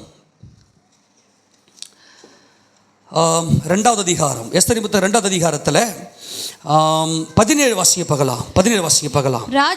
ராஜா சகல ஸ்திரீகளை பார்க்கிலும் எஸ்தர் மேல் அன்பு வைத்தான். சொல்லுங்க பார்க்கலாம், என்ன வைத்தான்? பட்சம். நல்ல இந்த வசந்த வாசிங்க. எஸ்தர் மேல் அன்பு வைத்தான். சகல கன்னிகைகளை பார்க்கிலும் அவளுக்கு அவன் சமூகத்தில் அதிக தயையும் அதிக பட்சமும் கிடைத்தது. ஏன் சொல்லுங்க பார்க்கலாம், ஏன் சொல்லுங்க? நாங்கள்லாம் பெரிய கன்னிகைகள், எனக்கு இது வேணும், எனக்கு இந்த அழகு பாத்திரம் வேணும், எனக்கு இந்த அழகு சாதனம் வேணும், எனக்கு இப்படிலாம் வேணும் சொல்லி தங்களை நம்பிக்கொண்டு மற்ற கன்னிகைகள்லாம் போனார்கள். ஆனால் எஸ்தரோ வென்றால் என்னை அழைத்தவர் உண்மையுள்ளவர், இந்த கன்னிகைகளுக்கு நான் சமானம் அல்ல என்று சொல்லி தன்னை தாழ்த்தின போது மணவாளனாகிய நமது அகாஸ்வேரு அவருடைய கண்களிலே இந்த எஸ்தரினுடைய தாழ்மை, அந்த ரூத்தினுடைய தாழ்மை. நல்லா கவனிக்கணும். எப்போ உன்னை நீ நம்பரையோ உன்னை அப்படியே விட்டுருவாரு. என்கிட்ட ஒன்றுமே இல்லை ஆண்டவரே, நீர் என் பட்சத்தில் இருக்கிறீர் என்பதை நீ அறிஞ்சிட்டனாக்கா எல்லாமே உனக்கு சாதகம்தான். ஆமென் சொல்லாமா? அப்போ எஸ்தர் மேல அதிக தயையும் அதிக பட்சமுமாய் அவர் என்ன பண்ணாரு? இருந்தாராம். வாசிங்க, தொடர்ந்து வாசிங்க போகலாம். ஆகையால் அவன் ராஜகிரீடத்தை அவள் சிரசின் மேல் வைத்து அவளை வஸ்தியின் ஸ்தானத்திலே பட்டத்து ஸ்திரீயாக்கினான். எல்லாருமே சொல்லுவோமா? ஆக இந்த பட்சம் என்பது சாதாரண ஒரு காரியம் அல்ல. ஏன் இன்னைக்கு உங்கள் வாழ்க்கையில கண்ணீர், கவலை, வேதனை? கிறிஸ்து என் பட்சத்தில் இருக்கிறார் என்பதை நீங்கள் அறிய வேண்டும். அப்ப கிறிஸ்து என் பட்சத்தில் இருக்கிறது நீ அறியணும்னா ஒரு வனாந்தரத்தை நீ கடந்திருக்க வேண்டும். உன்னை நீ நம்புற அது செழிப்பு, அது ஒன்றுத்துக்குமே உதவாது. அப்ப ஆண்டவராகிய மணவாளனாகிய கிறிஸ்து இயேசு என்ன செய்வார்னா உன்னை நயங்காட்டி ஒரு வனாந்தரத்தின் பாதையில உன்னை அழைத்து கொண்டு வருவார். இப்போ நீங்க ரூத்தை பார்த்தால் ஒரு அனாதை, தன் சொந்த தேசத்தை விட்டுட்டு, தன் இனத்தை விட்டுட்டு, தன் கணவனை இழந்து விட்டு அனாதையாய் நிற்கிறாள். அவள் ஒரு வாலிப பெண், அவன் நினைச்ச எதை வேணா செய்யலாம். ஆனால் இப்போ அந்த அம்மா சொல்றாங்க, எனக்கு எதுவுமே வேண்டாம், என்கிட்ட ஒன்றுமே இல்லை, உன் தேவன் என் தேவன், உன் ஜனம் என் ஜனம், அவர் இஸ்ரவேலின் தேவன், அவர் மகிமையின் தேவன், அவர் ஆபிரகாமின் தேவன், அவருடைய உயிர்த்தெழுதலை எனக்கு வேண்டும் என்று சொல்லி வந்தார்கள். எஸ்தரை எடுக்கிறோம். தாய் தகப்பன் இல்லை. அவள் தாய் தகப்பன் மரித்த நாள் முதற்கொண்டு அப்படின்னா நான் என்ன நினைக்கிறேன்னா, இந்த எஸ்தருடைய தாய் தகப்பன் ஒரே நாளில் செத்து இருக்கணும். அந்த நாள் முதற்கொண்டு மொர்தெகாய் எஸ்தர் எடுத்து வளர்க்க ஆரம்பிக்கிறார். அப்போ தன்னுடைய அண்ணனுடைய கட்டுப்பாட்டில் வளர்க்கிறாள். அதே போல ராஜ அரண்மனைக்கு கொண்டு போகப்படுகிறாள். மற்ற கன்னிகளை போல தங்களுடைய பலனை வச்சு அலட்டி கொள்ளாமல் தம்மைத்தாமே தாழ்த்தி, யாகா என்ன நியமித்தாரோ, என்னை நடத்துகிறவர் என்ன நியமிக்கிறாரோ அது மாத்திரம் போதும் என்று சொல் தன் நிலை உணர்ந்தவளாய், நம்முடைய உருவம் என்னதென்று அவருக்கு தெரியும், நம்மை மண் என்று அவர் நினைவு கூறுகிறார். ஆனால் நம்ம தான் நம்மளை பொண்ணா பார்த்துக்கின்னு என்னால் முடியும்னு ஓடுறோம். எந்த அளவுக்கு நம்மை தாழ்த்தி கொண்டு தேவ சமூகத்தில் போய் கர்த்தர் என் பட்சத்தில் இருக்கிறார் என்று சொல்லி நம்மை தாழ்த்துவோமே, ஆனால் எல்லா சூழ்நிலைகளும் நமக்கு பட்சமாகவே அமையும், பயப்படவே மாட்டோம். ஆமேனா? ஒவ்வொரு நாளும் காலையில் போயிட்டு என்னால் முடியாத ஆண்டவரே, எத்தனை பேர் சொல்ல முடியும்? ரூத்தை போல இன்னைக்கு ஒருவேளை ரூத்தை போல வனாந்தரத்தில் எல்லாத்தையும் இழந்துட்டு நிற்கலாம். எஸ்தரை போல எல்லா ஆதரவையும் இழந்துவிட்டு நிற்கலாம். இன்னைக்கு லாபான்களைப் போல நம்முடைய உழைப்பை உறிஞ்சி குடிக்கிற, நம்ம ரத்தத்தை உறிஞ்சி குடிக்கிற, நம்முடைய உழைப்பை விழுங்குகிற, நம்மையே உயிரோடு விழுங்குகிற லாபான்கள் நம்மை சுற்றி இருக்கலாம். அல்லது யோசேப்பை போல தன்னுடைய குடும்பத்திலே தன் சகோதரர்கள் அந்த யோசேப்பை குழியில தூக்கி போடுகிற அந்த விழுங்குகிற பார்வை இன்னைக்கு நமக்கு இருக்கலாம். இந்த சூழ்நிலைகள்லாம் மாறணும்னா முதல்ல என் ஆண்டவராக இயேசு கிறிஸ்து என் பட்சத்தில் இருக்கிறார், அவர் எனக்காக சிலுவையில் யாவையும் செய்து முடித்திருக்கிறார். அந்த ஒரு சிந்தை நமக்குள்ள வறுமையானால் ஒவ்வொரு நாளும் அவர் சமூகத்தில் போய் நிற்பேன்னா, காலையில் போய் அவர் சமூகம் நில்லுங்க, ஆண்டவரே நீர் என் பட்சத்தில் இருக்கிறீர், மனுஷன் எனக்கு என்ன செய்வான்னு சொல்லுங்க. அப்போ தான் உங்கள் உறவில் ஒரு பட்சம் கிடைக்கும். எத்தனை சொன்ன புரிஞ்சுது? உன் கணவன் உன்னோடு பட்சமாய் பேசுவான், உன்னுடைய மனைவி உன்னோட பட்சமாக இருப்பாள், உன் பிள்ளைகள் உன்னோட பட்சமாக இருப்பார்கள். அதுக்கு காரணம் என்ன? கர்த்தர் என் பட்சத்தில் இருக்கிறார் என்பதை அறிவேன். மனுஷனுக்கு நான் பயப்படேன். ஆமேனா? மனுஷனுக்கு பயப்படுற பயம் கண்ணியை வருவிக்கும். மனுஷனுக்கு பயப்படாதீங்க. அன்றைக்கு போவாஸ் ரூத்தின் கரம் பிடித்ததை போல, அன்றைக்கு அகாஸ்வேரு ராஜா எஸ்தரின் கரம் பிடித்ததை போல, இன்றைக்கு இந்த 15 ஆண்டு காலமாய் கர்த்தராகிய இயேசு கிறிஸ்து வனாந்தர பாதையில் நாம் கடந்து வந்திருக்கலாம். ஆமென். அடுத்த வாரம் நம்ம 16வது வருஷத்துக்குள்ளே நம்ம கடந்து போகிறோம். ஆமென் சொல்லாமா? இன்றைக்கு தேவன் நம்முடைய கரம் பிடிக்க அவர் வல்லமை உடையவர். ஆமென். எத்தனை பேர் சிலுவையை நோக்கி பார்க்குறீங்க? காலையில் போயிட்டு ஒரே ஒரு விஷயத்தை சொல்லி நான் முடிக்கிறேன். காலையில் போயிட்டு, ஏசப்பா நீங்கள் ஏன் பட்சத்தில் இருக்கிறீங்க? ஆமென். நான் பயப்படேன், நான் பயப்பட மாட்டேன் அறிக்கை செய்வீங்களா? ஏசப்பா நீங்கள் ஏன் பட்சத்தில் இருக்கிறீங்க? எனக்காக நீங்கள் உயிரை கொடுத்துருக்கிறீங்க, நீங்கள் ஏன் பக்கம்? ஆமேனா? ஏசப்பா உயிர் யாருக்காக கொடுத்தாரு? எனக்காக கொடுத்தீங்க, நீங்கள் ஏன் பக்கம்? ஒரே ஒரு எல்லளவு கூட உங்களை நம்பாதீங்க, உங்களை நம்பாதீங்க. என்னால் முடியாது ஏசப்பா, என் கூடவே இருங்க, என் கூடவே இருங்க. நீங்கள் என் பட்சத்தில் இருந்தீங்கன்னா எல்லாம் என் பக்கத்தில் வருவாங்க.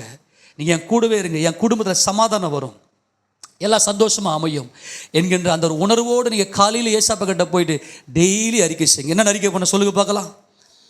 ஏசப்பா நீங்கள் ஏன் பட்சத்தில் இருக்கிறீங்க சொல்லுங்க. ஏசப்பா நீங்கள் ஏன் பக்கத்தில் இருக்கிறீங்க? நான் மனுஷனுக்கு பயப்படேன். ஆமேன் சொல்லாமா? எல்லாரும் முழங்கால் இருக்கலாம். எல்லாரும் முழங்கால் நின்று பரலோக பரமபிதா